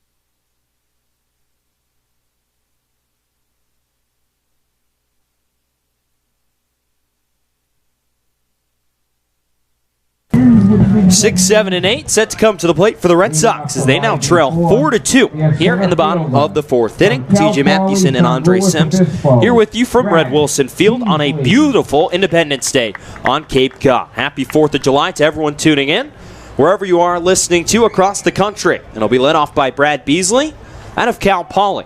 Waits the first pitch. Fastball from Tyler Madison, who settled down in the 3rd inning for a 1-2-3 third with a pair of strikeouts. As he fires home the first pitch strike. The righty out of Bryant will kick and fire home the 0-1. Curveball misses low to Beasley, and the count will go to 1-1. Beasley, a second-year Red Sox. Appeared with the Red Sox briefly last year. Missed some time with injury, hit near 400. 1-1, catches the outside part of the strike zone with a curveball, and the count will go to 1-2. Madison's been one of the only consistent arms for Hyannis this year. A 3-pitch guy, fastball, curveball, and changeup. He winds 1-2. Fastball stays upstairs, and the count goes to 2-2. Can get the fastball up there, anyone from 93 to 91 miles an hour. 74 miles he tops out at with the changeup, and the curveball's right around 75. 2-2. There's the curveball. It bounces in the dirt. Chested up by Hackenberg behind the plate. And Beasley has worked the count full 3-2. Beasley hitting a 152 on the summer with 3 doubles and 2 RBIs. He bats from the right side. The Harbor Hawks defense giving Beasley the middle of the infield if he chooses to hit it there. Here's the 3-2. Swing and a foul out of play along the first base side, and the count will stay full at 3-2. This season at Bryant for Madison, through 80 1/3 innings. All 15 games he appeared in were starts. A 3.47 ERA and a 9-1 record. It's the 3-2, another foul out of play down the first base side. The count stays full. He struck out 67 and walked 30. He was a little skinnier his freshman year, but now as a sophomore he put on 20 pounds of muscle this last year as he misses with ball 4. And Beasley will reach to lead off this 4th inning as the Red Sox look to bounce back and tie this ball game up. But between his freshman and sophomore year, he weighed 217 pounds as a freshman, but now is up to 235 here as a sophomore, a big guy standing at 6'4". During his final 2 months of this spring, did not allow more than 3 earned runs in any of his starts. So right-hander will now work from the stretch as Beasley leads off of first. Here's the first pitch to Palmer, swinging a ground ball through the right side and into right field for a base hit. Beasley will put the brakes on at second, and back-to-back base runners for the Red Sox here in the 4th inning. It's Jake Palmer, now 2 for 2 on the day, and he's reached base in 7 straight plate appearances. Yeah, stay hot Jake Palmer. Right now he's the most consistent bat in this YD order thus far. As he continues, the bottom half of the order continues to have some success, looking to turn the lineup over to the top again. He entered today with a .478 on-base percentage that was boosted mightily by his he reached base 5 times yesterday, that performance. So now here's Cardenas, the backstop out of UCLA. Freshman digs in from the right side. Madison now working with trouble after his 1-2-3 third inning. Has allowed the first 2 to reach. He'll set right below the belt. Beasley off of second and Palmer off of first. Good speed on the base paths. First pitch to Cardenas. Swung on and fouled out of play down the first base side. And the count's 0-1.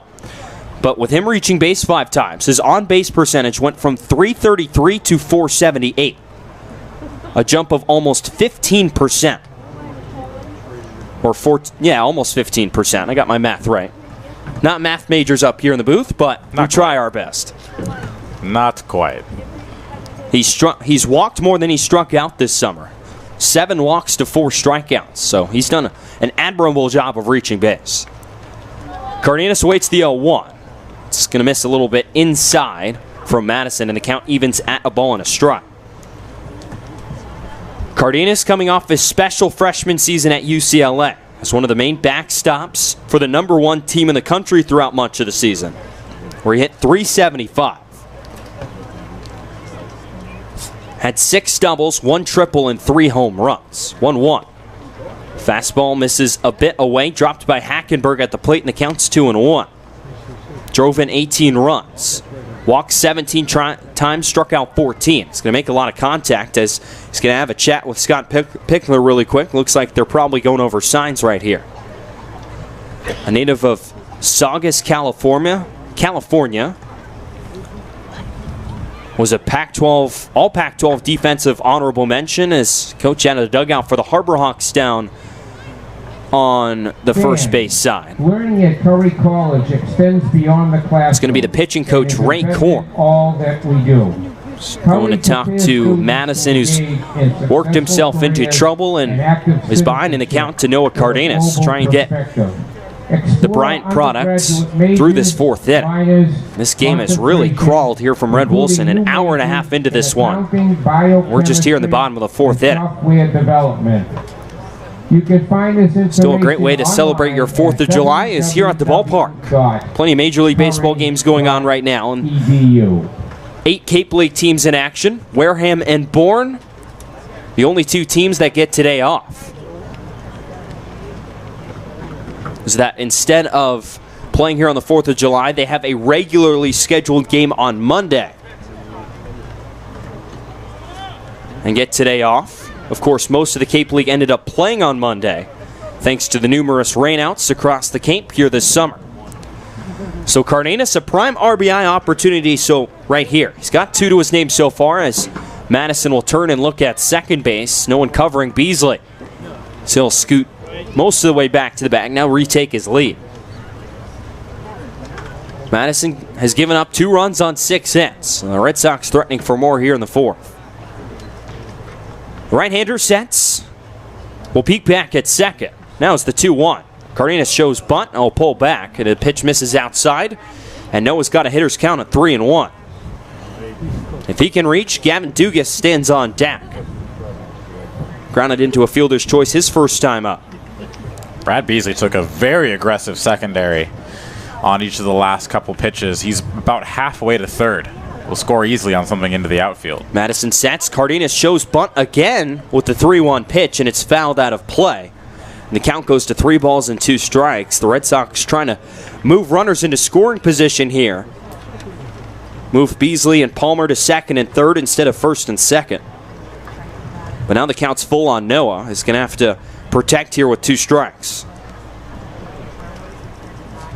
Cardenas, the freshman, will step in.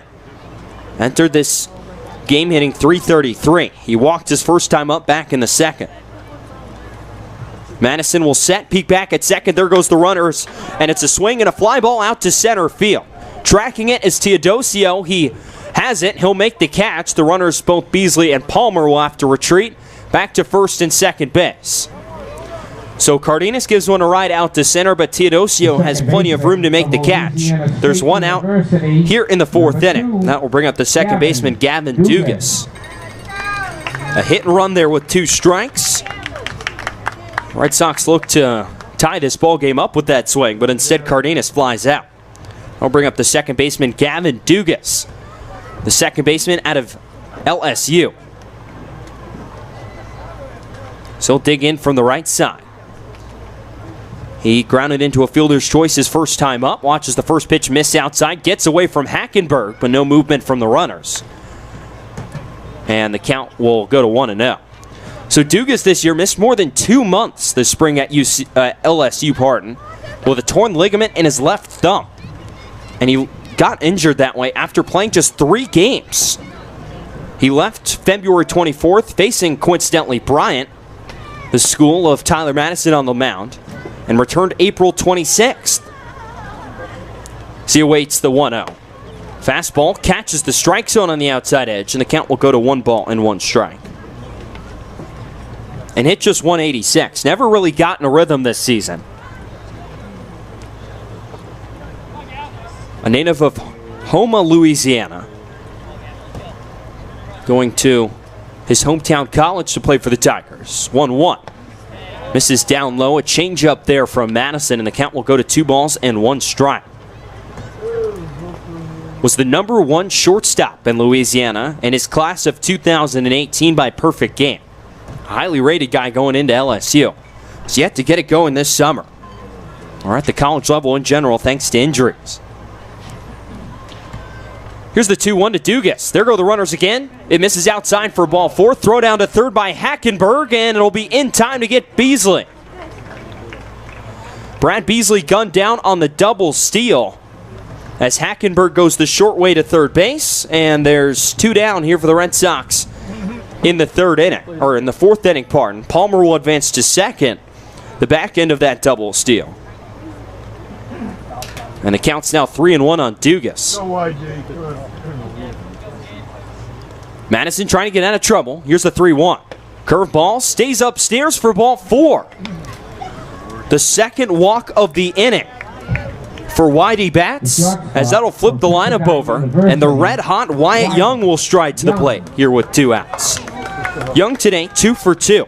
He's driven in a run, and he's scored a run so far, as Chad Gassman is out of the dugout for Hyannis. That will probably be it for Tyler Madison. As he peeks down to the Hyannis bullpen, and barring something strange, we'll get a pitching change here from Red Wilson Field. A new arm is jogging in from the Hyannis bullpen, and we're going to step aside real quick as Madison exits here in the bottom of the fourth inning. Red Sox trailing the Harbor Hawks 4-2 here at Red Wilson Field.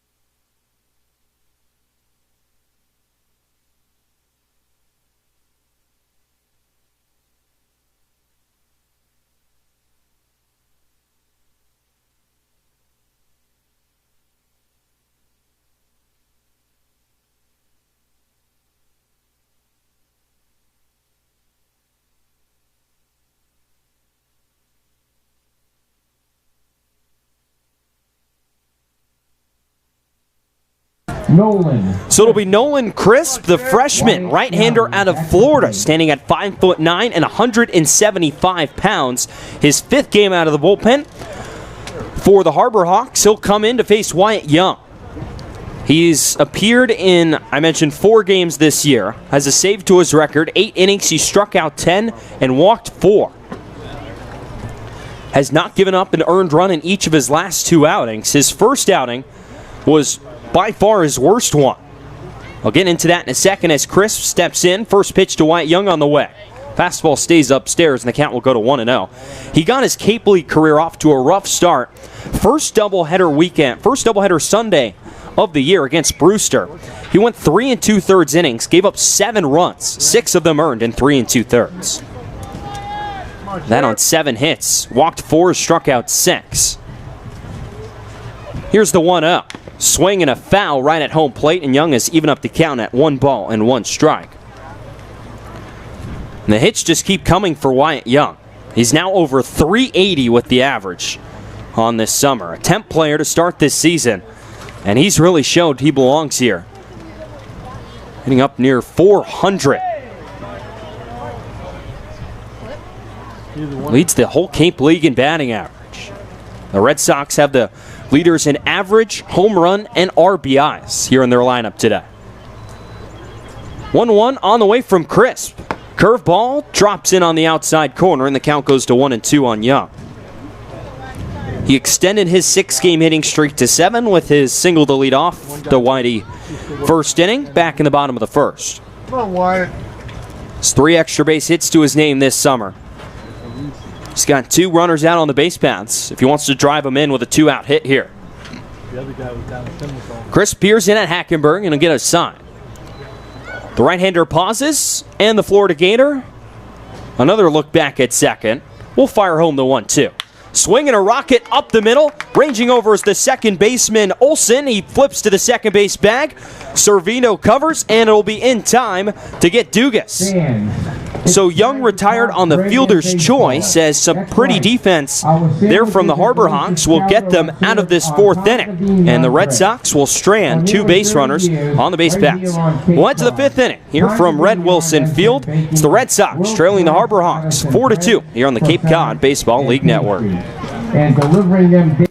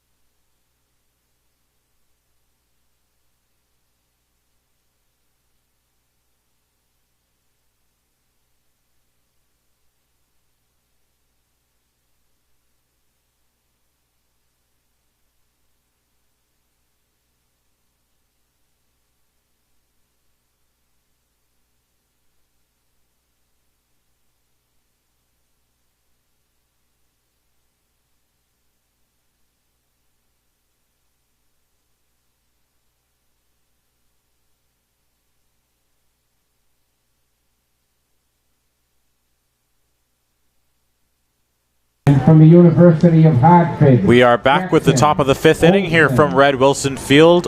Whitey finds himself down to the Hyannis Harbor Hawks by a score of 4-2.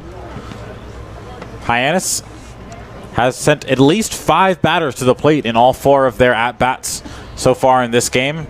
They got 1 in the 3rd inning and 3 in the 4th. Dufault back out for another inning of work as he throws in a first pitch off speed. And that's a strike, 0-1.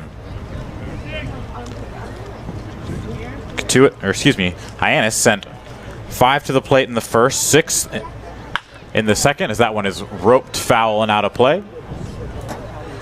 6 in the second, 6 in the third, and 7 in the 4th. And that is not something that this Whitey pitching staff, which is prone to struggling, wants to see, especially with the number of 3-ball counts that have been present, as that one's grounded to Dugas at second base. He'll field on the short hop over to Wold, and there's the first out of the frame. Well, the recipe for a quick inning, probably retire the first batter on 3 pitches, is exactly what Dufault does. A nice weak dribbler and an easy play for Gavin Dugas at second base. So now the 8-hole hitter, Bryce Teodosio, playing center field tonight. Singled in the second and was retired on a flyout on a great ranging catch from Austin Wells in the left field corner. First pitch to him is a called strike, and it's 0-1. Dufault came in relief of the starter Ryan Hare, unable to shut the door. The 0-1. That one's roped, but Palmer was shaded perfectly as he was positioned already in the right center gap, and that's the second out of the frame. Yeah, couldn't have played it any more perfectly. Moved probably like 3 steps out there in right field. He shaded a little bit over towards right center. But it was perfectly played, and a quick second out. So Hackenberg now steps in, one of the Hyannis hitters in this lineup today that hasn't had much success. Skied a pop out to Cardenas behind the plate in his first at-bat and then struck out looking. First pitch to him. Waved at and missed as Dufault gets the slider past the bat of Hackenberg, and it's 0-1. You sense a bit of a blowout hangover here from YD in this one after hanging a 13 spot in a game which they had absolute control of from start to finish. A little sluggish in this one, not quite as sharp, as it's very quickly 0-2 on Hackenberg. Dufault looking for the first 1-2-3 inning of the ballgame for a YD pitcher.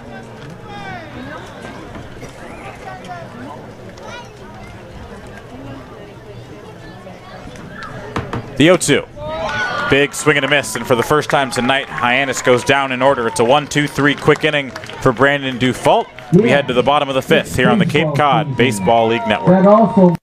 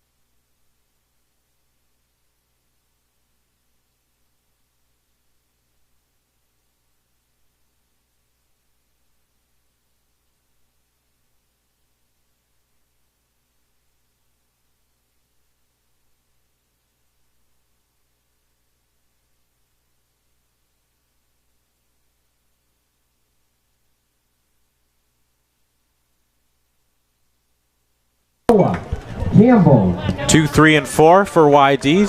They find themselves down 4-2 here in this one. Andre Sims, TJ Mathewson with you. Beautiful partly cloudy skies here in South Yarmouth on this 4th of July. First pitch to Noah Campbell is on its way, and it's an off-speed pitch that drops in at the knees for a called strike 0-1. Campbell's third at-bat of the day, singled in his first plate appearance and then grounded back to the pitcher in the second inning. So that one flared off his hands and into the trees foul, and it's very quickly 0-2. Nolan Crisp back out for his first clean inning of work. Came on and retired Wyatt Young to end the threat. The 0-2.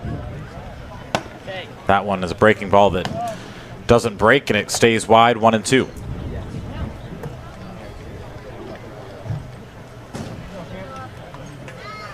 Crisp comes set very easily. And that one's high and wide, 2-2. Notice 2 pitches ago he had a pause trying to disrupt the timing of Campbell at the plate. Didn't see it on the fastball there. Do you see that a lot nowadays? 2-2. That one once again stays wide and the count runs full. Yeah, I see a lot in the big leagues. Just pitchers just trying to get advantage over hitters. You think about it, why not? If you can do it and maintain your same pitch plane and velocity, why not? 3-2 pitch is skied foul, and we'll do it again.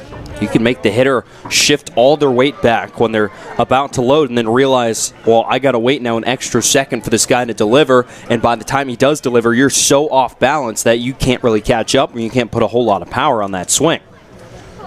The payoff pitch once again. Spins wide, and Campbell's on with the leadoff walk. And that's what we've seen so much from Noah Campbell here this summer. He's a very good approach at the plate. He's walked almost as much as he struck out while maintaining the high batting average. So we see it again right there, not chasing something out of the strike zone and just taking his free base. So for the third time in 5 innings, the Red Sox have their leadoff runner on, and now Austin Wells steps in, an RBI single and a strikeout to his credit so far in this one. I'll check over on Campbell at first. He's back easily with a headlong dive.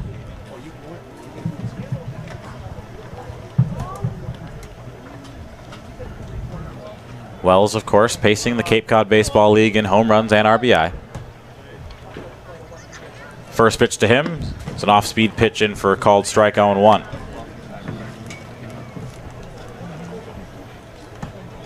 Enter the day hitting .328. Catcher out of the University of Arizona. Campbell getting his lead. Not a big one. Not going. Wells chops it slowly on the ground to second. Only play will be to first. And Olsen fires to DeSantelo, and that's the first out of the inning. Campbell moves up 90 feet on the fielder's choice. And now Riley King will step in. He's 0 for 2. From the University of Georgia, Riley King. King at third base today. Still looking for his first hit in this one.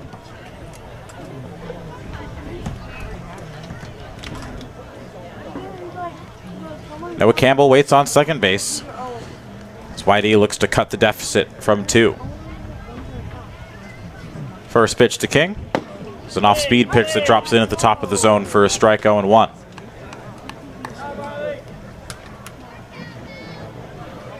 Hyannis 4 runs on 8 hits, no errors. Red Sox with 2 runs on 6 hits, no errors.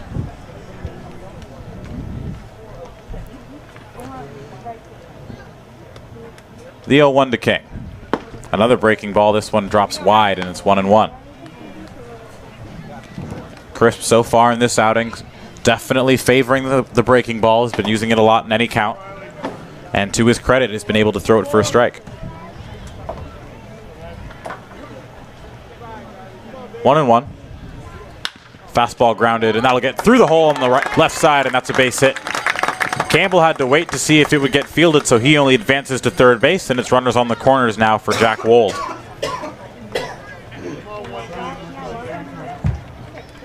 So Riley King gets his first knock of the evening, and now Jack Wold will step in a big-time opportunity. Runners on the corners and 1 out. Found himself up with 2 on here in the first inning, but grounded into a 1-6-3 double play, which ended the frame 4 YD and ended the threat with just the 1 run scored. First pitch to him. It's an off-speed pitch downstairs for a ball, 1-0. It's good speed on third base in Campbell, so you figure a fly ball to normal depth or deeper would score him. 1-0 to Wold. Is roped down the left field line, and that's a fair ball, and that's a base hit. Riley King on his horse. He'll make it all the way to third. He's got left fielder had trouble getting out of the corner. That's Halver. Here's the throw to the plate, and King is in easily. Halver couldn't dig it out of the corner out there in the bullpen area and left, and King came all the way around from first. It was an aggressive send from Scott Pickler, but a good one as King's in to score, and this game is tied on an RBI double from Jack Wold. Well, as soon as you see Halver in left field bobble that baseball, you know there's a really good, the chances of King scoring skyrockets right there. So that's why Pick sends him, and it works perfectly. King not even having to slide. Going into home, Campbell, of course, scoring easily from his spot on the base paths. And how about that hit from Jack Wold, somehow keeping that fair down the left field line and tying this ball game up. So now Brad Beasley steps in. So he takes a first pitch strike, 0-1. Wold's been starting to swing the bat better. We saw some of the power numbers disappear. Hadn't really been driving the ball, but in the last few games has been making some very solid contact. He now waits on second base, standing as the go-ahead run with Beasley looking to drive him in. Still only 1 down in the inning. And now Beasley down 0-2.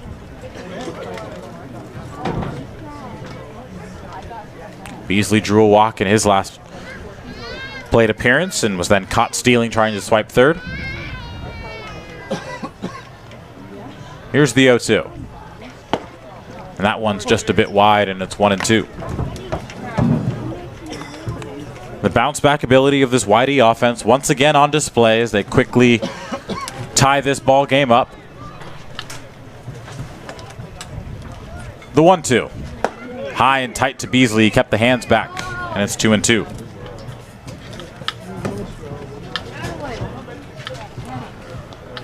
Wold once again takes his lead off second base. His RBI double, the reason this game is tied once again. 2-2. Just a bit outside, and the count runs full to Beasley. Beasley manages to work the count from 0-2 to 3-2 here in this one. Still only one down here in the inning. And he will take the walk. So another good at-bat from Bad Beasley, working his second walk in as many innings.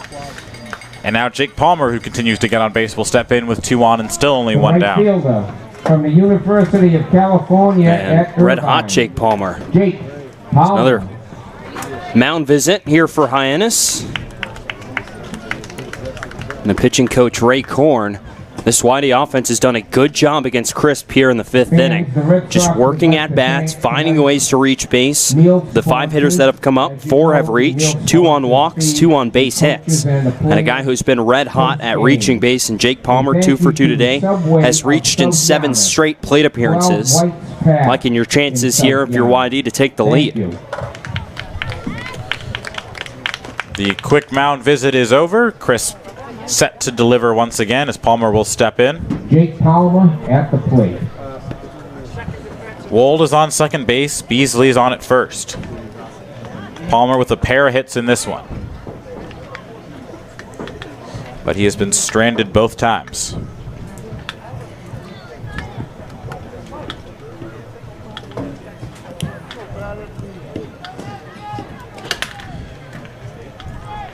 First pitch to Palmer. That's in there for a called strike, 0-1.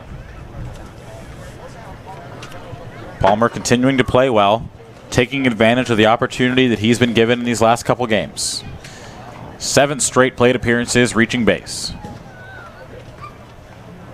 Looking for more here in the 5th. Whitey's already pushed 2 across in the inning as time is called. And Jack Wold waits in scoring position. Good speed, and Beasley taking his lead off of first. Beasley on the back end, free to get a good jump. Is not being held on. The 0-1. Flared off to the left side. Hover crashing, but he won't get there, and it drops foul. Quickly 0-2 to Jake Palmer.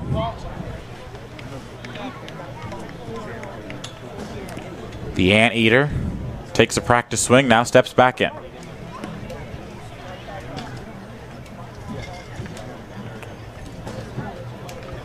Oh, 0-2 will be looking to protect. Couple checks from Crisp on the mound, now delivers.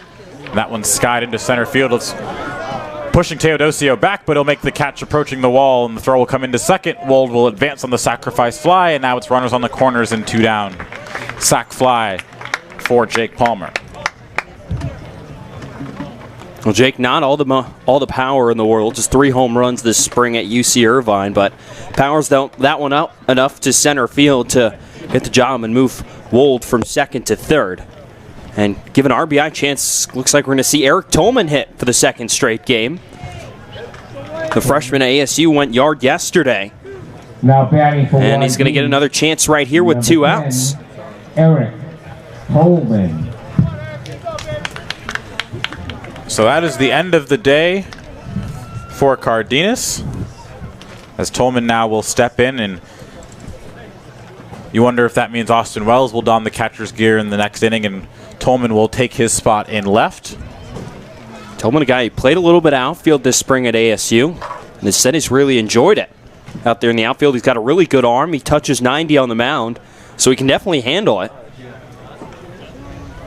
But him hitting that home run last night, had a really good at-bat, got down to 2 strikes. He fouled off a few pitches, and then hit a no-doubt shot that hit the J on the top of the new Hyannis scoreboard.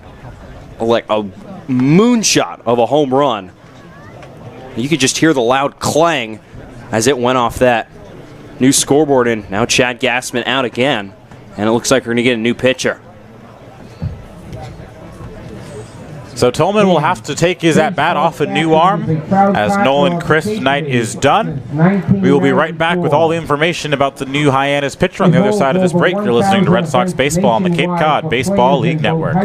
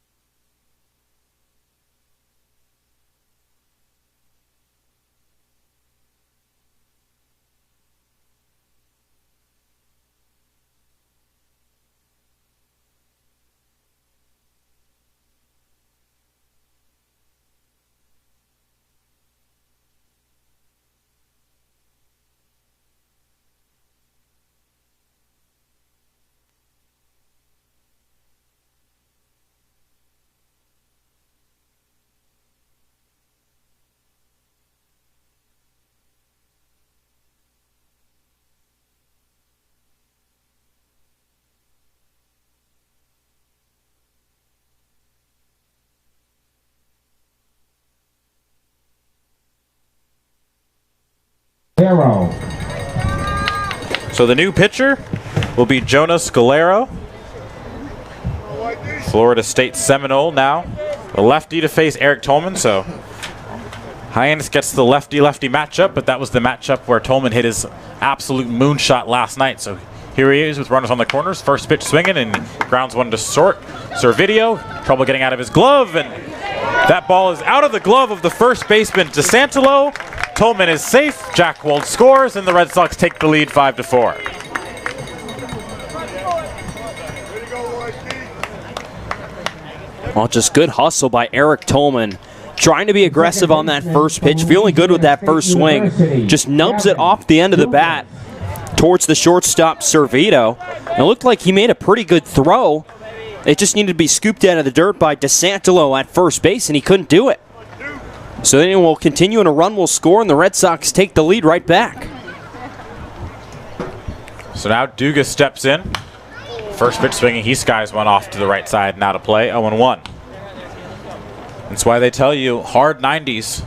Tolman hustling down the line, refusing to admit defeat on the lazy ground ball to short. Servideo had trouble getting it out, and then the throw short hopped DeSantolo at first, and he was unable to pick it. So now runners at first and second now, with Dugas looking to add to it.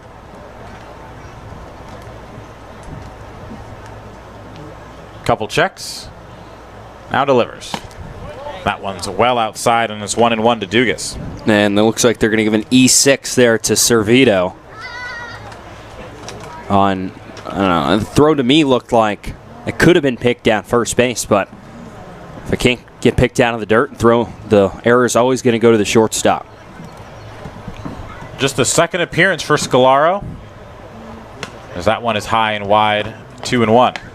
And a better matchup here for Dugas. Now he's going to get the lefty-righty advantage here at the plate. So you can get that first big knock here as a Red Sox. It's yet to get it going. Scalaro went an inning and 2/3 in a loss to Orleans. Didn't give up a run, only one hit allowed.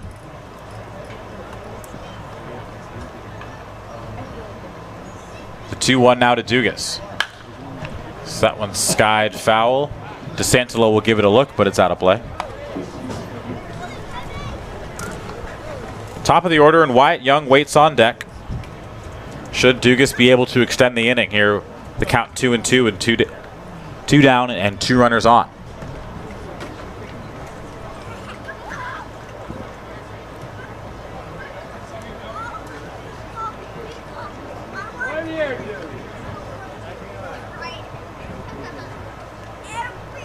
Scalaro comes set at the belly button.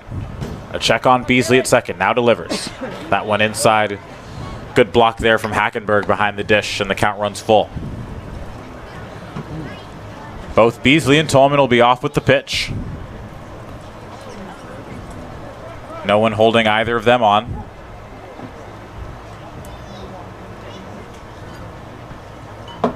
Dugas now steps back in.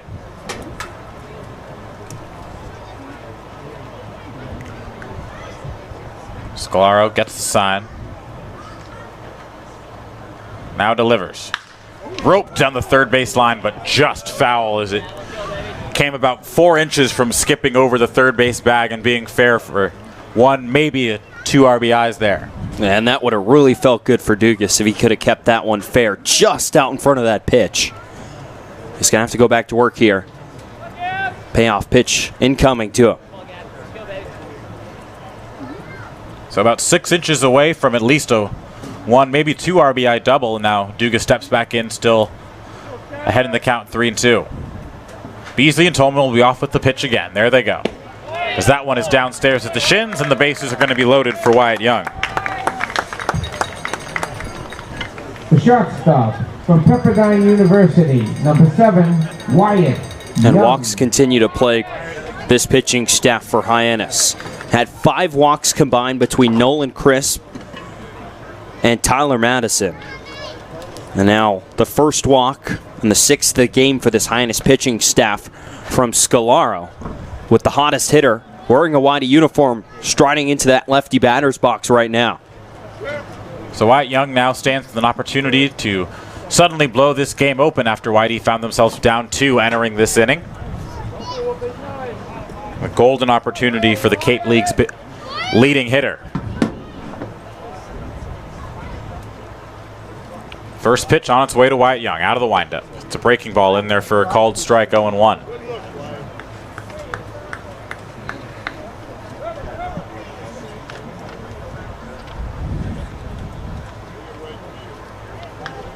Tough situation for the Brandon, Florida native, Scalaro. Trying to get out of this inning, limiting the damage to the 3 runs and keeping Hyannis just down by 1. Big swing and a miss from Wyatt Young over the fastball, and it's 0-2. We haven't seen Wyatt Young swing and miss a whole lot. He's been laying off the pitches out of the strike zone when they've been in them. He's been at least putting the bat on the ball. It's not always a barrel, but he's at least putting the bat on the ball. It's kind of rare to see him swing and a miss at a pitch like that. Been a little while since we've seen Wyatt Young really drive the ball. Beasley bluffs a steal of home, and that one's fouled straight back towards us. And it's still 0-2. Wyatt Young, of course, hit the triple at BC High way back in the beginning of this season. That challenged the deepest part of the mock Fenway Park that they have down there. It was an absolute shot off the bat. One of the hardest hit balls I think we've seen hit this season for a Whitey hitter. I agree 100%. Still 0-2. Scalaro out of the windup once again. Delivers. Swing and a miss from Young. Everyone's coming home, but nothing really doing. Hackenberg will step on the plate for the force to end the strikeout, and that'll end the inning. The Red Sox score 3 and retake the lead at 5-4. We head to the top of the 6th inning. You're listening to Red Sox Baseball on the Cape Cod Baseball League Network.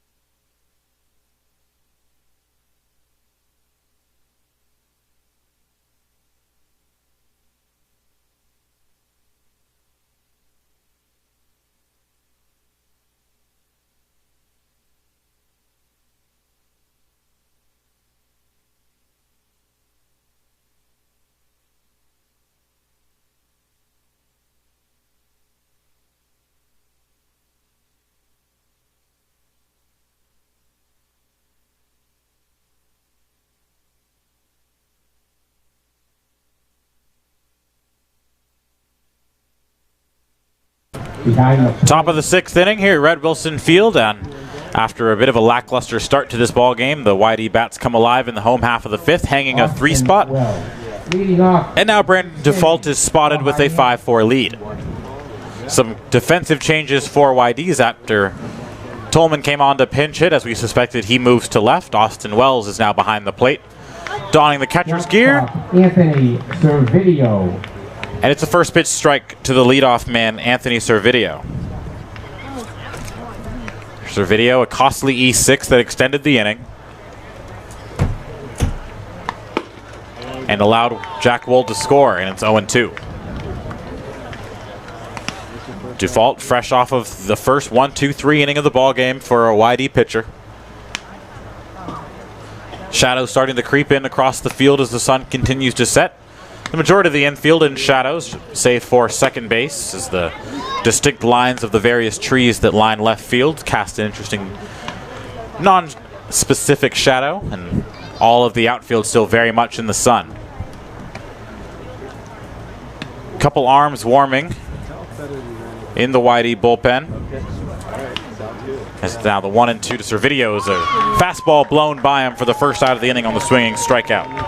Back-to-back strikeouts now for Default, and that's 5 straight set down, and that's the first out of the inning. Just goes right after him, pounding the strike zone with a fastball. He gets a swing and miss, and we haven't seen it, said it, or seen it too much today, but, you know, 5 in a row retired. They're definitely the first time that's happened here in the Hyannis order. They've done a great job of working the counts of these YD arms, but Default is settling in. First pitch now to Rowdy Jordan is fouled off to the left-hand side, and it's 0-1.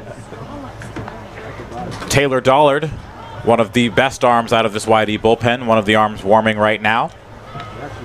Can't tell who the other one is as he's got a red shirt on over his jersey. 0-1 the count to Jordan.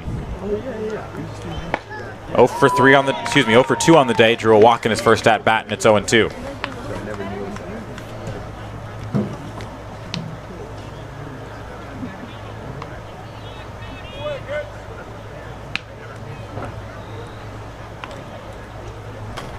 Brandon Default gets his sign.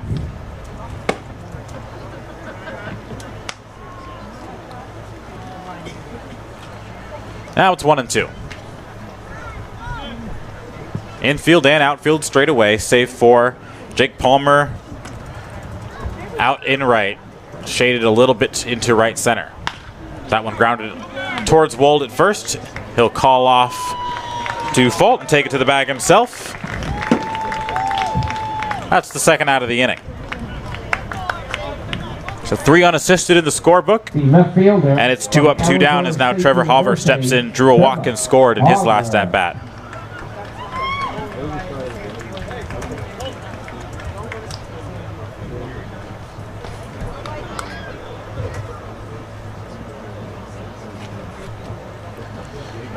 A quick 2 outs here, and now 6 straight retired by Default as he is settled in. And the first pitch to Hover is just outside, and it's 1-0.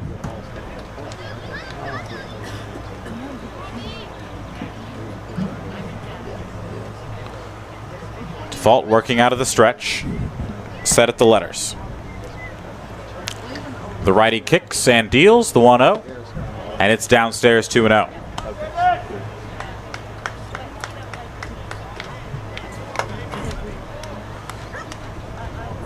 You wonder, TJ, with Austin Wells taking over the duties behind the plate, if Scott Pickler has seen enough of the pass balls costing this team runs. 2-0s now, downstairs ball 3. Yeah, a couple over the last couple of days, both against Hyannis. Noah Cardenas has allowed a couple to get past him. And, you know, Noah's proven he's a good defensive catcher this spring at UCLA. But, you know, a couple things to work on here and there is never the end of the world. 3-0 pitch, take sign was on, and it's a fastball down Main Street, and it's 3-1.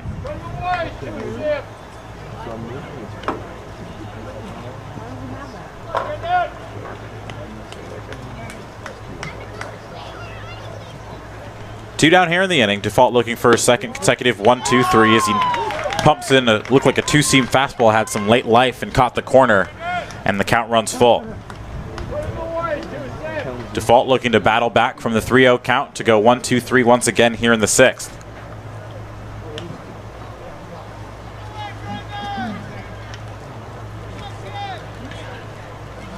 Payoff pitch. Downstairs and past the glove of Austin Wells, and he'll go and retrieve it. And it's a 2-out walk for Trevor Hoffer, his second in a row. Just so patient at the plate is Hoffer. I mean, that pitch obviously not in the strike zone, but just the discipline to be able to lay off those pitches. It's an art. Not everyone masters it. A lot of people are aggressive. They want to get that hit with 2 strikes. But Hoffer willing to just leave that bat on his shoulder and take his base over at first. So a 2-out base runner for the Harbor Hawks is Hunter Goodwin, who's done the bulk of the damage for this Harbor Hawk team. Now steps in. He's got a double and a home run in this one. As he's first pitch swinging and spoils it back and out of play. It's 0-1.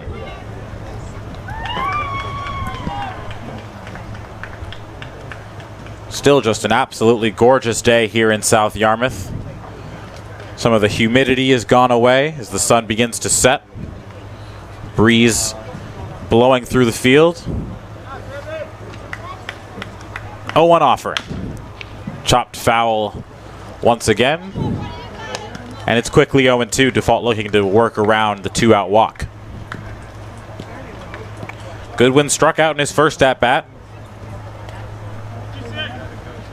Batting from the right side, now steps back in. 0-2 count. Edward Julian waits on deck.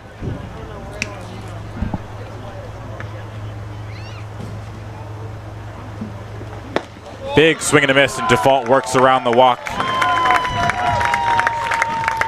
2 strikeouts in the inning from Default. He keeps the score where it is. YD leads 5-4. We'll be back with the bottom of the 6th inning here on the Cape Cod Baseball League Network.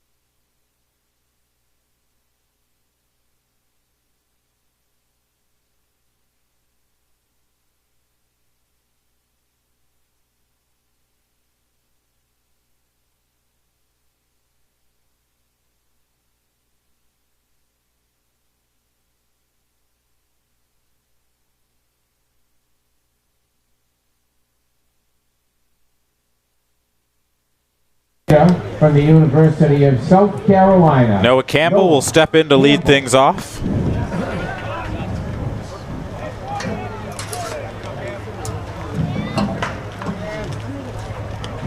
Once again, leading off for the 2nd consecutive inning. Spun around, now batting from the right side. First pitch to him is a called strike on the outer half, and it's 0-1. Campbell drew a walk in his last at-bat, then came around to score. Started the 3-run inning for YD.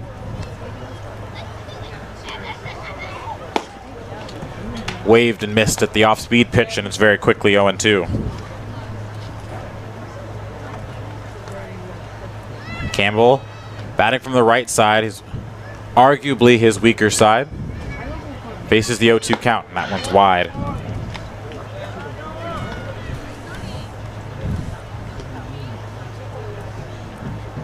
Campbell, Wells, and King due up here as they were to start the 5th. The 1-2 pitch is downstairs, and Campbell has worked the count back even, 2-2.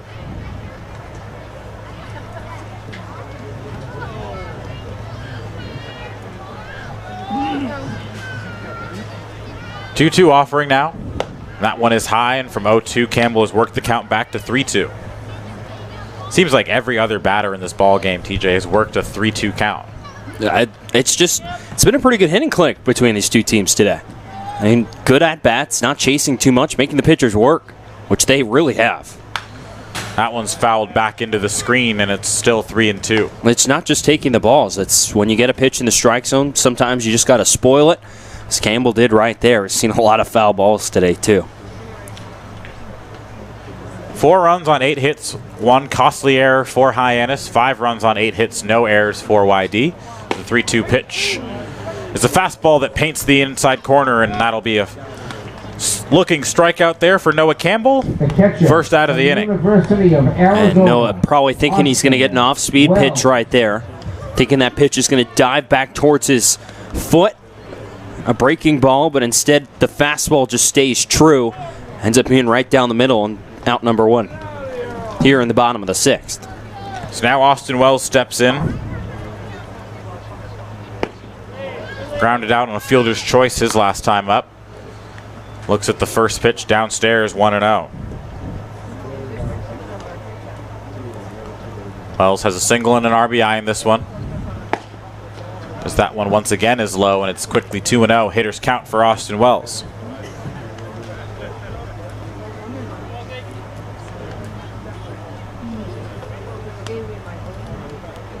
Scalaro deals, and it's 3-0.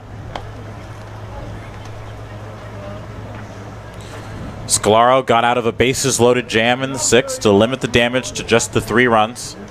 Could have been a lot worse with Wyatt Young up with the bases loaded.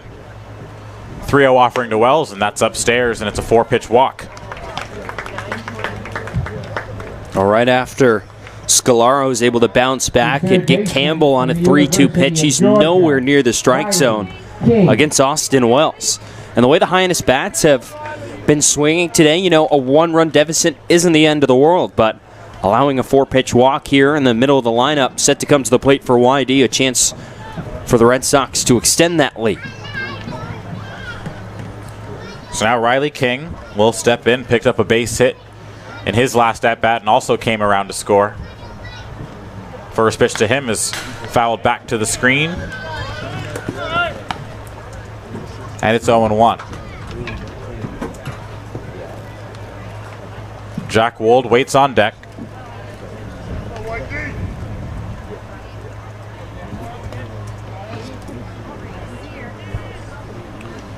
Oh and 1 now. The wind blowing out just a little bit to left as the flag begins to dance, as that one is chopped and it'll roll foul. Pick almost made the play down there in his coaching perch on the third base side. Just snuck under his hand. Seen Pick make a few plays down there in the third base coaching box. Likes to play deep, though. A little bit past that third base coaching box, about, I'd say 10 or so feet behind the third base bag. Caught a rough hop there. Probably should have charged that one. Played the better hop a couple bounces before, but you know, this is why we make adjustments. King smokes one, but it's right at Edward Julian at third base, and Wells is going to be doubled off to end the frame. Just an unfortunate atom ball there for Riley King. He squared it up, but it was right to the glove of Julian, and by that point, Austin Wells had committed to running to second base, and he was easily doubled off, and that'll end the inning. The score is still 5-4. We're through 6 full here at Red Wilson Field. You're listening to Red Sox Baseball on the Cape Cod Baseball League Network.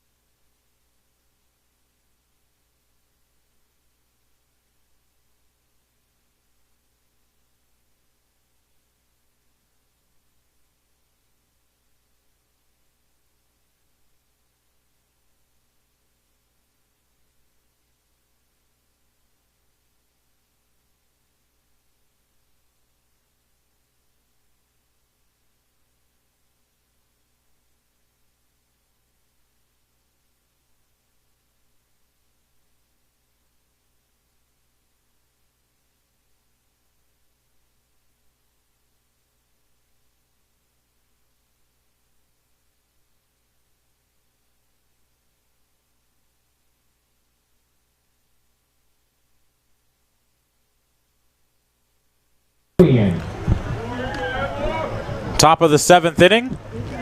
5-4 Red Sox here, as now most of the field is an even shade as the sun has dipped well below the tree line. Brandon Default out once again, as Julian will lead things off after making the impressive catch on the absolutely smoked line drive off the bat of Riley King, and then doubling off Austin Wells. And he's ahead in the count 1-0.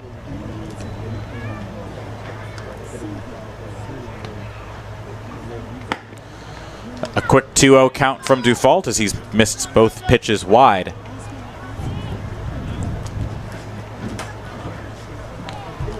Hyannis did their scoring in bunches with 0 sandwiched around 1 in the 3rd and 3 in the 4th.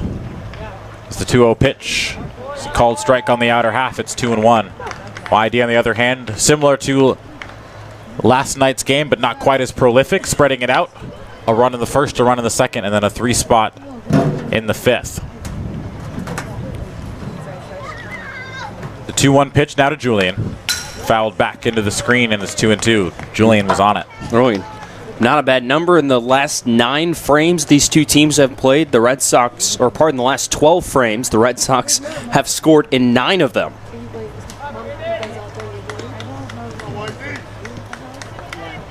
Julian steps back in. Had a quick conversation with himself after fouling one back, and it's 2-2.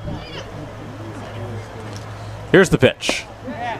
Julian just able to keep his hands back on the fastball down low, and the count runs full. And he thought that one was going to touch the outside corner, but ends up keeping those hands back. Good decision by him as it's ball 3. He's got a chance here with the full count. Payoff pitch. And that one dips low, and it's a walk. Free passes continue to be a problem for both sides in this one, as it's once again a leadoff runner on for Hyannis.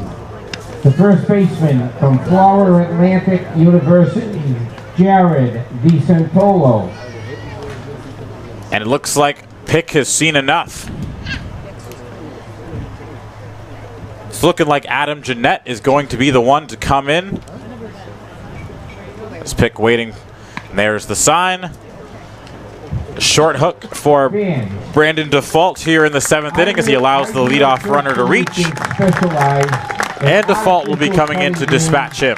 Excuse me, Jeanette. And child daycare and many different artificial. We will be right back with all the information on the new arm for YD. The leadoff runner is reached. No outs here in the 7th inning. You're listening to Red Sox Baseball on the Cape Cod Baseball League Network.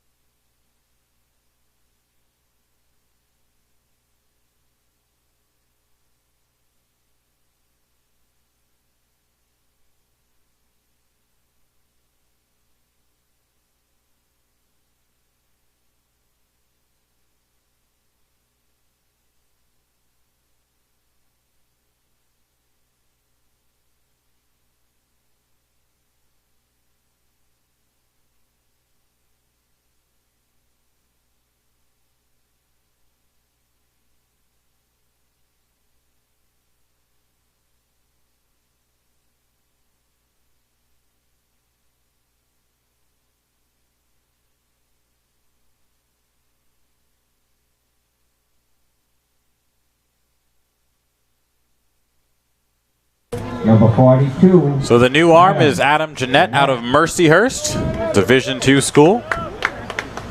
As he is on, looking to stem the tide after the leadoff walk. He is making his third appearance of the summer for YD. His ERA sits at an even 3. He's given up 1 earned run in 3 innings pitched. And he will be tasked and greeted by Jared DeSantolo. Couple hits on the day for him. And Edward Julian on first base with nobody down. Top of the 7th inning here. Andre Sims, TJ Mathewson with you. 5-4 the score. YD leads over the Hyannis Harbor Hawks.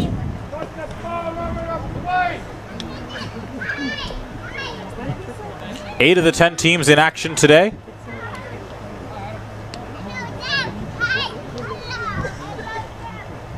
Orleans is up on Chatham at Eldridge Park, 1-0. That one, it's still early in the top of the 3rd, and Harwich leading the Brewster Whitecaps by a score of 3-0 in the top of the 5th. And Falmouth and Catuit just about to get underway.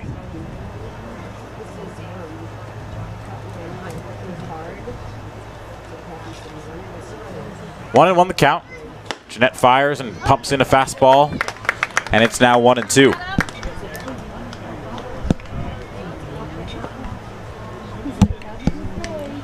YD players and fans alike will be paying attention to that Orleans and Chatham game. YD and Chatham currently tied on record. The only difference is the head-to-head tiebreaker in which Chatham owns. 1-2. Spoiled foul. And DeSantolo will see another pitch. Yeah, so not really away. Whitey moves into first place. It's if a Chatham win, the 2 tie, but of course with the head-to-head, 3-0 in favor of Chatham, and the East Division record, which Chatham is almost spotless in, I believe, is ahead of YD. And if Orleans wins, they're ahead of them anyway, so a point ahead. But it's looking to be a fantastic race in the East this year. 1-2. That one well wide. Austin Wells spears it behind the plate, and the count's even at 2-2. You got 3 11-win teams in the East, and you got 0 in the West. That shows you that those top 3 in the West, at least so far here through about the first half of the season, have been pretty solid. 2-2. Just a bit outside. Wells tried to frame it to no avail, and the count's full. And the East definitely shaping up to be the deeper of the 2 divisions this season.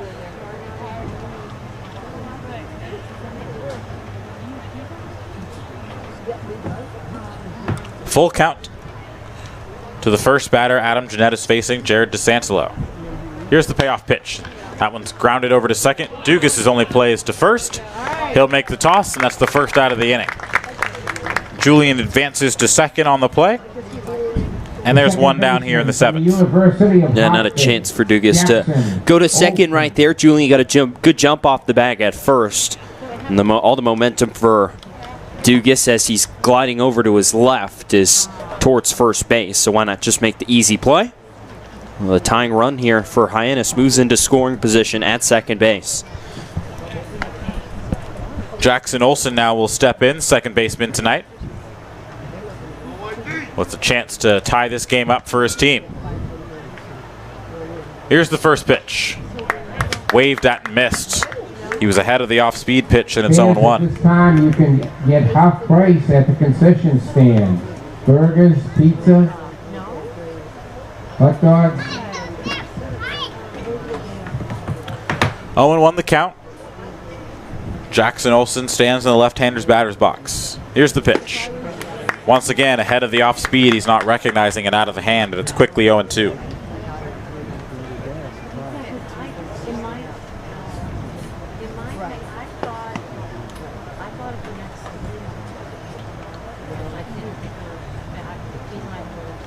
Jeanette peers in, gets the sign from Austin Wells. Comes set, slightly closed. Now delivers. Chopped at the plate, and that one caught the foot of Olsen. And it's still 0-2. Sun continues to set on this 4th of July.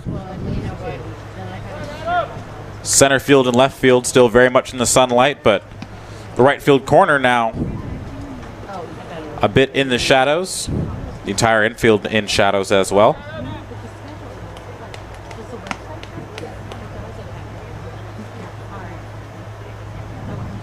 Jake Palmer standing in the right field gap, very illuminated.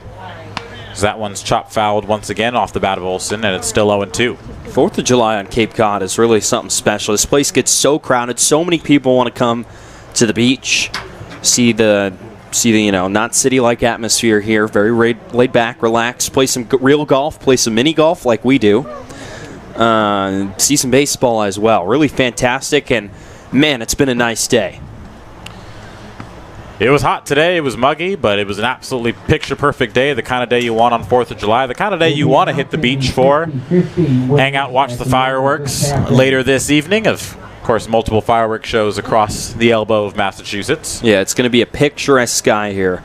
And I say, my 2 4th of Julys here on Cape Cod, I'm 2 for 2 on great days. Man, it's been something special. 0-2.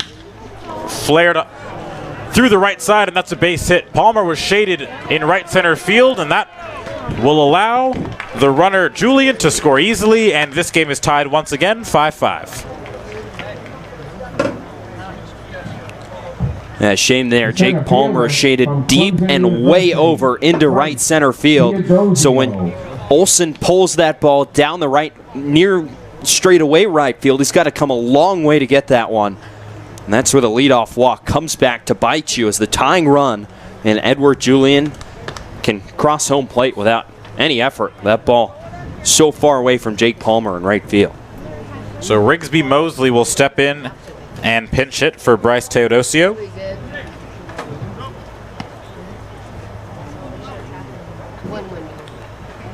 Teodosio was 1 for 3 on the day.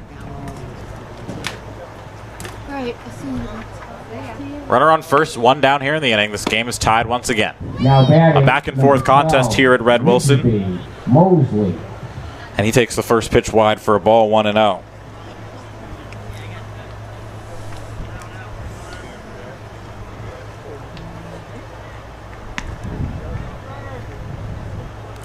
Jeanette comes set, now the 1-0.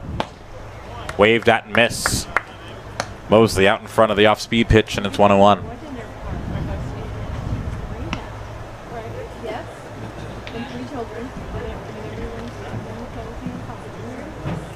Ground ball gets Jeanette and YD out of the inning with this game still remaining tied.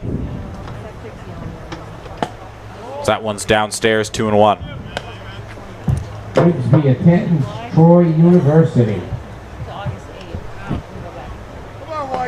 This is another one of those precarious situations, TJ, where you wonder about the resolve of this YD bullpen, and can they stem the tide? Can they keep the innings to just 1 run? Runner goes. The throw from Wells is a good one. The tag from Young is just a bit too late, and he's in there safely. It was a good throw from Austin Wells, but it forced Wyatt Young to catch it just a hair to the third base side of the bag, allowing Jackson Olson to get in there safely. And again, moves another runner into scoring position for the Harbor Hawks. And you mentioned that throw was good, not perfect though, because perfect throws go right to that first base side of that second base bag, and all the fielders got to do is slap the tag straight down instead of bring it back. 2-2 the count after the foul ball. Outfield playing very deep, so you have to figure another shallow hit pop up or lazy fly ball or even a ground ball through the hole will score Olson from second base, as all 3 outfielders in no doubles defense.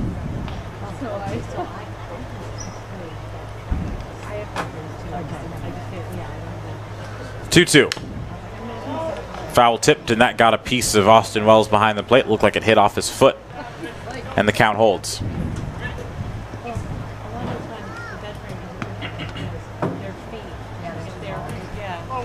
Still 2-2. Jeanette looking for the elusive second out of this inning. 5-5 our score now after Hyannis plated the tying run, courtesy of the Olson RBI single.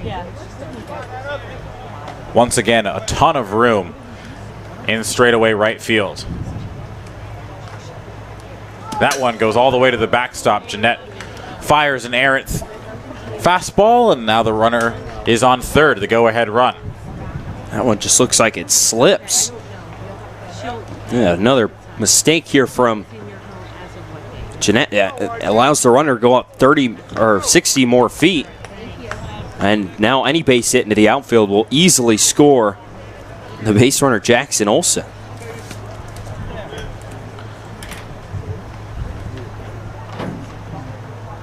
So we've gone from YD being able to be out of it with a double play now to the lead, to the go-ahead run coming into scores. That one's roped down the line in right field, and that very well may be a triple for Rigsby Mosley. He's on his horse. Palmer just now gets to the ball. He'll be in easily standing up with a stand-up triple as the positioning twice in a row cost the Red Sox as Palmer had a mile to run for that to get them in the right field corner. The catcher. Well, again, a 2-strike count for the Harbor Hawks, and again, they come through. And that ball was just roped down the right field line. You mentioned the positioning. Yeah, Jake Palmer twice shaded over in right center field, giving him absolutely no shot on any ball hit near the first base foul line to field it and make a play, and allows the extra base on both times, on the RBI single and on the triple right there. So the infield will come in, looking to cut down the run at the plate, as now Whitey once again finds themselves down. It was an errant throw from Julian, and it forced a short hop pick there from Austin Wells. He can't get it. Then the run comes in to score, and it's now 7-5 Hyannis. So a fielder's choice, not even a fielder's choice there. Jeanette came off the mound to field that and made a low throw to home plate that Wells couldn't hang on to. It pops out of his glove. And the runner in Mosley was able to just dodge around him then and touch home plate. Mosley was out by 3 steps should Jeanette fire a good throw to Austin Wells, but it comes into the dirt between the slide and the pick. Wells unable to hold on, and that'll do it for Jeanette.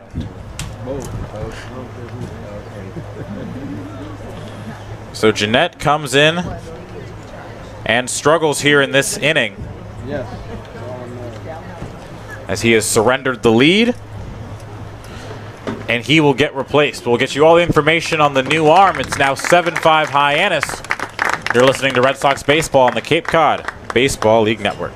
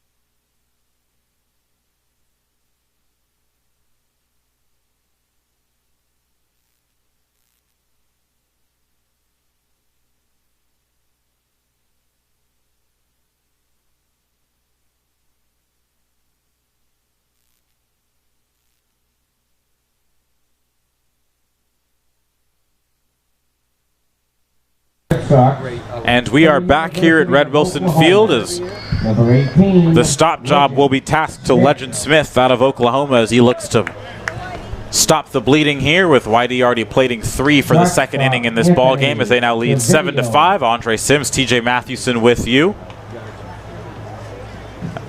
Still only 1 down here in the inning, as it was a rough outing for Adam Jeanette as he surrenders the lead. And the first pitch is a slow looping breaking ball that stays inside. And it's 1-0.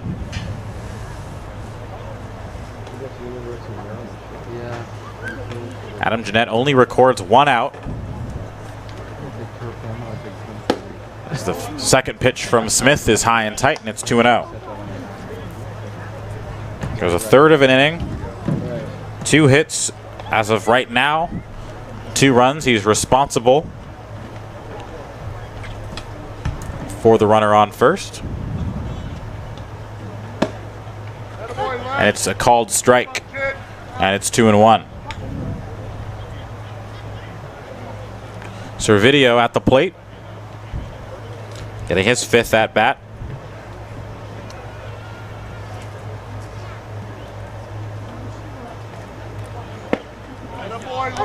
And it's 2-2.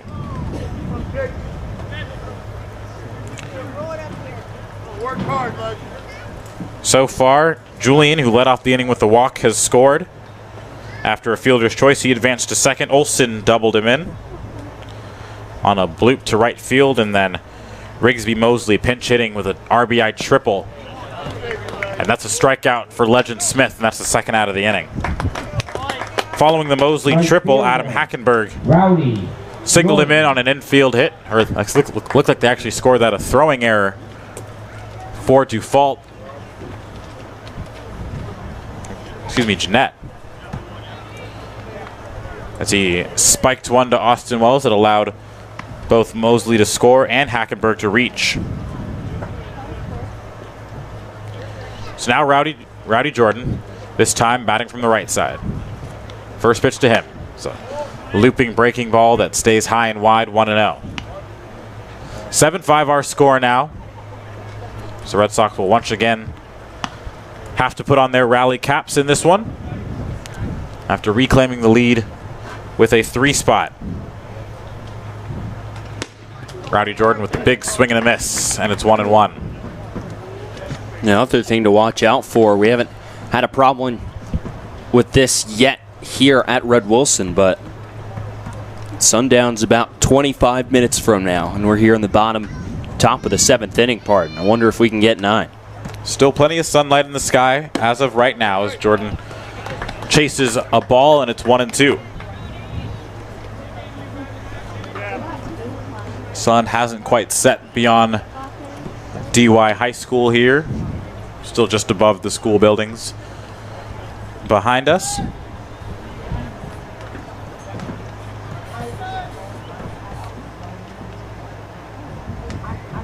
The 1-2. This time Jordan lays off, and it's 2-2.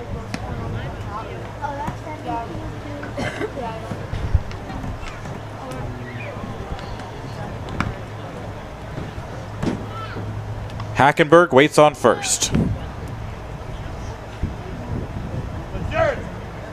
The 2-2. Strike 3 on the inside corner, and that'll end the inning. So Smith does his job, comes in, strikes out the first 2 batters he faces to end the frame.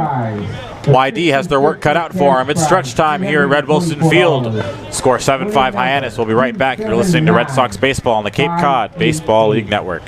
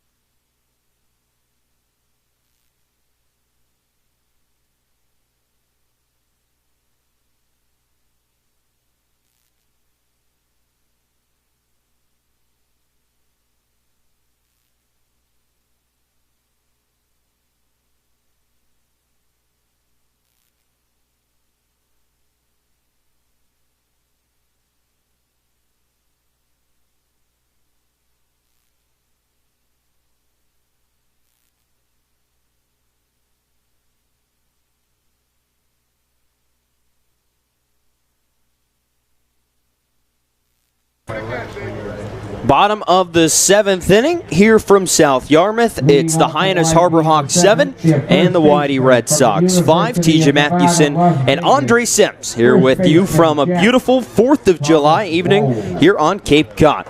It's going to be 5, 6, and 7 due up in the Red Sox order, starting with Jack Thomas Wold, the first baseman, who's 1 for 3 today. Waits the first pitch from Jonah Scalaro as he lifts that one down the left field side foul. Jonah Scalaro is ahead 0-1. Scalaro came in relief of Nolan Crisp, who coughed up the lead in the 5th inning, as the Red Sox put up 3 runs in the bottom half of the 5th frame. At the time, led 5-4, now trail 7-5. So the Harbor Hawks respond with 3 runs in the top half of the 7th. So 0-1 misses outside, and the count will even up at 1 ball and 1 strike. Red Sox looking to sweep if they can come back. The Harbor Hawks in this home and home. 1-1 to Wold. On the outside edge, a curveball there from Scalaro, and the count's 1-2. Red Sox cruised to a 13-1 victory yesterday. Harbor Hawks not going down as quietly today. Scalaro winds, and the 1-2.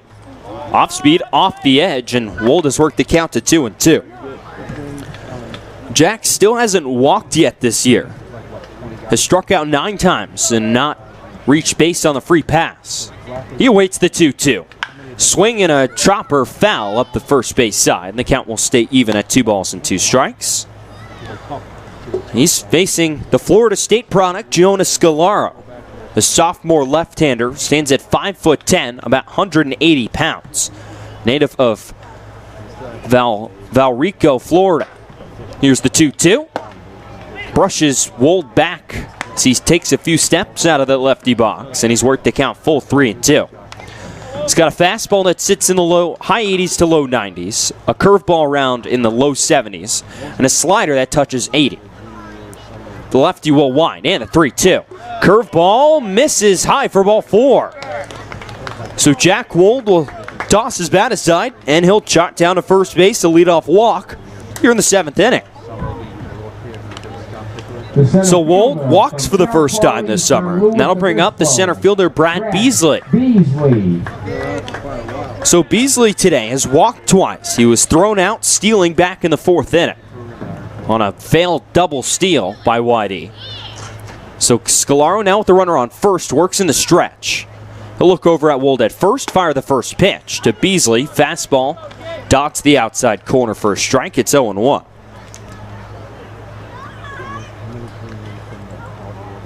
The Harbor Hawks shading Beasley back up the middle. Straight away in the outfield. The 0-1. Swing and a fly ball. Drifting back center fielder. Teodosio is back at the track. He's at the wall. He leaps, and that one's out of here. Brad Beasley, first home run of the summer. A 2-run shot to straightaway center field here at Red Wilson, and we're all tied up at 7. No wind to speak of here at Red Wilson. Just pure power there from Brad Beasley as he touches them all over the center field fence and ties this game up at 7. Now batting from the 2 RBIs there for Beasley. This is 3rd and 4th home runs. 3rd and 4th RBIs of the summer, and his first home run. Now we're going to get a look at Andrew Eister, who will bat in the spot of Jake Palmer. Eister, who's been scuffling a little bit as of recent, will now get a pinch hitting opportunity. So Palmer ends his day 2 for 3. As Eister trots in, he's 2nd on the team in home runs and tied for 2nd in the league in home runs. Everyone looking up at Austin Wells. So he digs in. The lefty fires the first pitch. It'll miss outside, and the count is 1-0.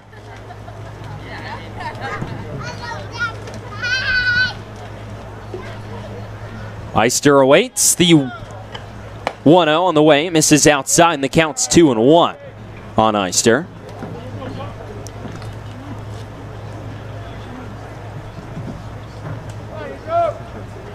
Eister, the South Carolina Gamecock.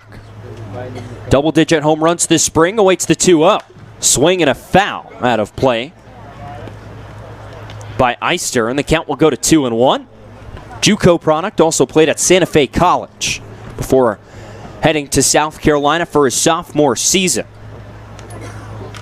6'3", 205 pounds, batting right-handed.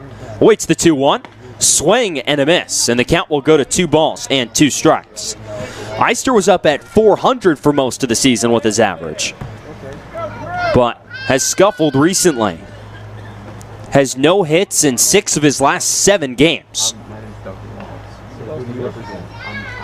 Here's the 2-2. Swing and a miss, strike 3. Eister goes down on the breaking ball there from Scalaro. The first strikeout and first out here in the 7th inning. And that will bring up, it's not going to be Eric Tolman. Looks like it's going to be Tate Samuelson. So Samuelson will bat here in the 7th inning. Samuelson. So Tolman ends his day 0 for 1 reaching on the air. So Samuelson will bat. The Cal Poly product will bat right-handed against the lefty Scalaro. So Pick taking advantage of the lefty on the mound. We'll throw some right-handed bats out there. A .276 average for Samuelson this summer. He's doubled twice and homered once. Swings at the first pitch and cuts right through it. For strike 1, it's 0-1. He's driven in 4 runs, struck out 9 times, and walked once. All tied up at 7 now. Here in the bottom of the 7th. 0-1. Breaking ball bounces in the dirt. And the count will go to 1 ball and 1 strike on Samuelson. Sun setting even more here at Red Wilson as it sets to the west. 1-1. Breaking ball misses inside. The count will go to 2 balls and 1 strike. Sunset set for 8:17 here in South Yarmouth. It's 14 minutes away. We'll see how much farther these teams are going to play once the sun hits the horizon. Samuelson waits the 2-1. Fastball, strike called, and the count evens up at 2 balls and 2 strikes. There is a possibility that these teams might not make it through the 8th inning. So if the Red Sox could snag the lead here in the bottom of the 7th inning, they'd pick up the extra point. 2-2, swing and a miss from Samuelson. He goes down on strikes, back-to-back strikeouts for Jonas Scalaro after giving up the 2-run home run. And now with 2 outs, that'll bring up the second baseman, Gavin Dugas, who's walked his last 2 times up. He's 0 for 1 today. Don't forget, it's half price at the concession stand. So Dugas, the LSU product, will dig in from the right-handed batter's box. The lefty Scalaro winds, and the first pitch. Fastball misses in off the plate, and the count will go to 1-0.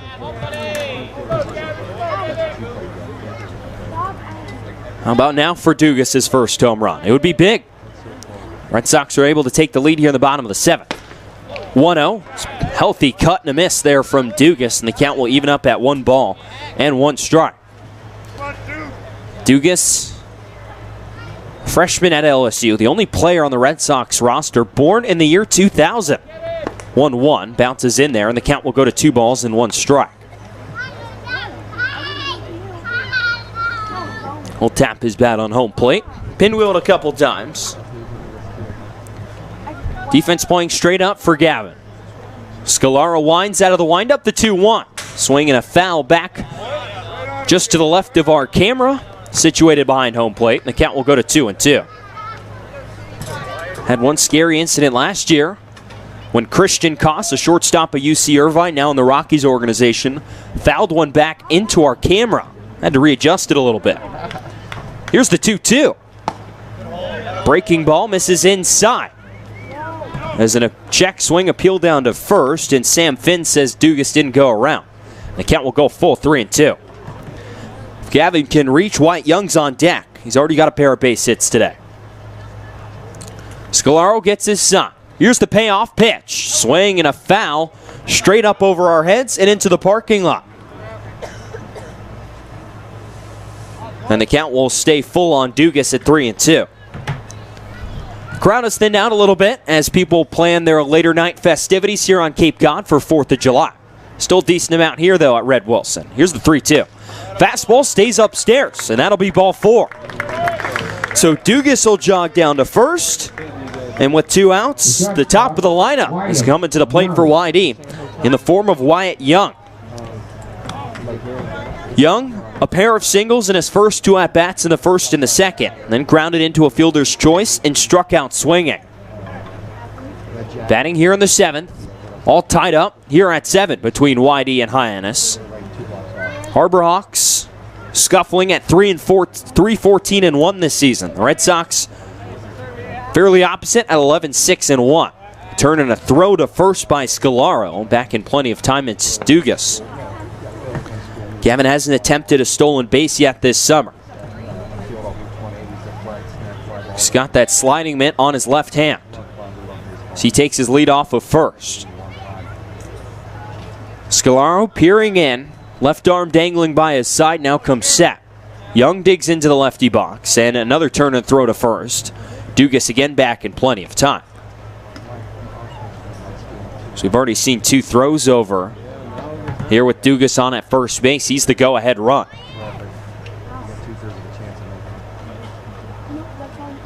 Wyatt Young digs back in. Freshman out of Pepperdine. Leading hitter in the entire Cape League. Scalaro deals the first pitch, swing and a foul back by Young, and the count's 0-1.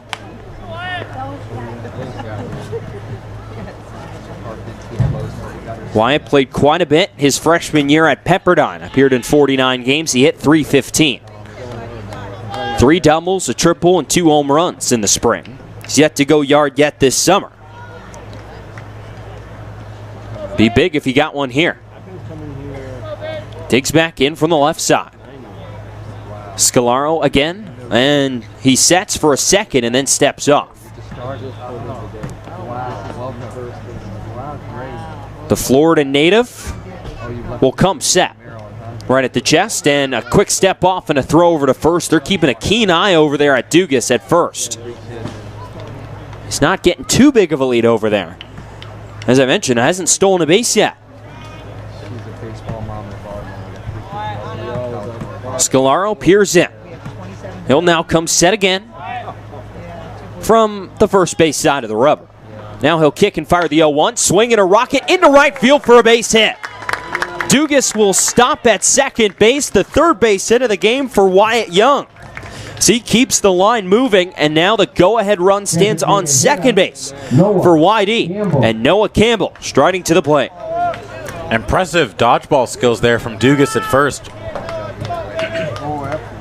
Had to really navigate around that one, as had he taken pretty much one step, that probably would have caught him on the leg. So here's Campbell. Switch hitter batting from the right side. As Andre was talking about, if that pitch hits, hits Dugas, complicated sentence right there, he's out, and the inning's over for the Red Sox. But it continues here for Noah Campbell. The switch hitter awaits the first pitch from Scalaro. Here it comes. Breaking ball in the dirt. Blocked by Hackenberg behind the plate, and Campbell's ahead 1-0. The sun's setting and the sky's darkening here in South Yarmouth. Not sure how much longer this game can progress. No lights here at Red Wilson Field. A win here for the Red Sox on 4th of July would be huge. Put their 12th win of the season on the scoreboard. Scalaro sets at the bell. And the 1-0 on the way. Swing and a foul, first base side by Campbell. And the count evens at 1 ball and 1 strike. Scalaro, one of the primary arms out of Florida State's bullpen this season, with the Seminoles making it to Omaha and legendary coaches Mike Martin's final season at the helm of the Seminoles. Led the team in appearances, was second in saves. Here's the 1-1. Misses a bit low to Campbell, and he's ahead 2-1. He was 5th on the team in strikeouts and in innings pitched as well. Go-to arms in a College World Series bullpen. Not too shabby. But the Valrico native has worked himself into trouble here with 2 outs. Here's the 2-1 to Campbell. Fastball high and outside, and the count will go to 3-1 on Noah. And he should get a pitch to hit here with the dangerous Austin Wells looming on deck. Noah will dig back into the righty box. 3 balls and a strike on him. Dugas takes his lead off of second. Wyatt Young takes his lead off of first. 2 outs here in the bottom of the 7th. Scalaro sets. Here's the 3-1. Swing and a rocket into left field for a base hit. Rounding third is Gavin Dugas. He'll score without a throw.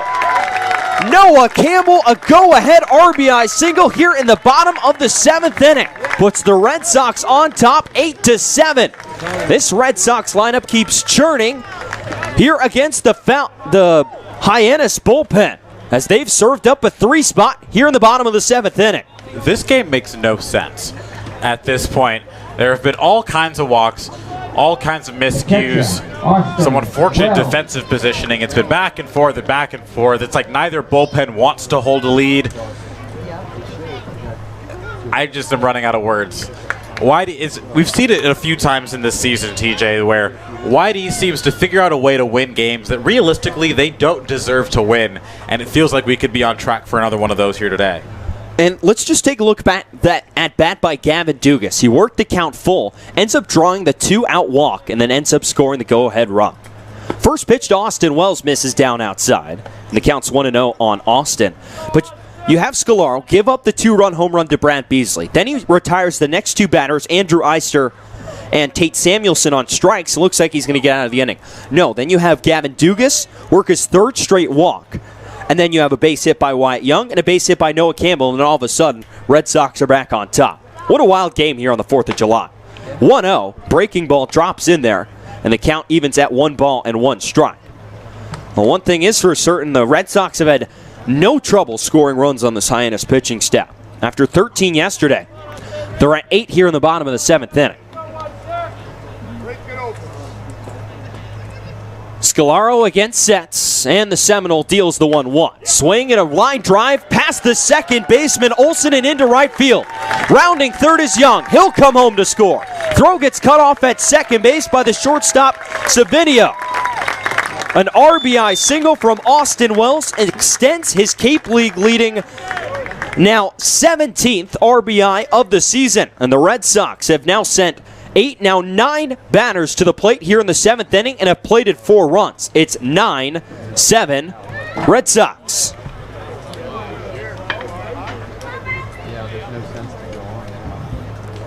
Riley King stepping to the plate. A conversation here between the umpires. Looks like the home plate umpire Jeff Menzel and the third base umpire Rick Emerson. And I hope it's not due to darkness. 1 out left here in the bottom of the 7th inning. We're going to see what they decide right here. The Whitey Bats have just bursted out here with 2 outs, and they're going to intentionally walk Riley King. Oh, looks like they're calling this ball game here in the bottom of the 7th inning. So, due to darkness and the 4 spot here in the bottom of the 7th, the Red Sox are going to take home the win with a 4 spot in the bottom of the 7th inning and will win this game 9-7. A true Cape League special here at Red Wilson Field. These 2 games seemingly have had everything in this home-and-home series. It was nothing if not eventful here. I mean, if you look at the scoreboard, scoring up and down, the 3 spot from Hyannis in the top half of this inning, outmatched by the 4 spots by these Whitey Bats here in the bottom of the 7th. In a weird, it's a weird kind of long-winded walk-off in a way for YD in this one as they take the crucial 2 points from the win. Yeah, absolutely. Entering this inning trailing by a run. You get the leadoff walk from Jack Thomas Wold, and then Brant Beasley, a Red Wilson special, a homer just over the center field fence here in South Yarmouth. But hey, it gets the job done. You play to your surroundings. Whitey ties up the game at 7. Then back-to-back strikeouts. You get the back-to-back strikeouts following that with against Scalaro, and then you have a walk, a single, an RBI single again from Noah Campbell, and then an RBI single from Austin Wells. Although it looks like in this game, final score will not be 9-7. The final score of this game is going to be 5-4 in favor of YD, as the score will revert back to the way it was at the end of the 6th inning, with us not finishing the 7th inning. Nonetheless, the Red Sox will pick up the victory here at Red Wilson Field. A spectacular outing. We saw the bullpen was a little shaky today. The pitching staff in general really struggling. You were mentioning throughout the broadcast. I was mentioning it. A lot of walks, a lot of full counts, a lot of foul balls as well. Really slowed the game down in how we've gotten not even finishing 7 innings here. Yeah, I mean, it certainly wasn't pretty. There's not a lot for Scott Pickler and this team to really be proud of in this game, save for the offensive resolve to come back from a couple. The bounce back. Yeah, the bounce back ability. I mean, we've talked about that a bunch from this team. The resolve to be able to find themselves down in a game and say, okay, we trust our bats, we trust our offense to come back and put up a crooked number and be able to ultimately come back and take the lead. And they did that twice in this one. Granted, the second time around isn't going to count, but to be able to match a 3 spot with a 3 spot of your own and then match a 3 spot with a 4 spot of your own speaks a lot about the offensive talent of this team, but this team has got to get the arms figured out. You can't have pitchers continue to have pitch counts that high, so many 3-ball counts, so many walks, hit by pitches. We've seen it all in these past couple days, to where a better team than this Hyannis team is going to capitalize that. An outing like this, we've seen it, isn't going to fly against a team like Chatham. Walking hitters like this isn't going to fly against a team like Orleans, so they got to be able to be a little bit more efficient. They've got to be better with 2 outs in an inning, and they've got to be better with 2 strikes, finishing at-bats, finishing innings. We've seen the Red Sox have good pitching outings this season. They've been really on and off, but today was one of those off nights. But credit to the YD offense. Every time Hyannis responded, they would respond and retake the lead. So the final score here from Red Wilson Field will be 5-4 in favor of the Red Sox. YD will improve to 12-6-1 on the season. Hyannis will fall to 3-15-1 here in the 2019 summer. So that'll do it for us here from Red Wilson Field. For Andre Sims, I'm TJ Mathewson. We want to wish you all a happy 4th of July. Be safe out there. So, one last time from South Yarmouth, the Red Sox take down the Harbor Hawks 5-4. Happy 4th of July, everyone, from all of us here at the YD Red Sox.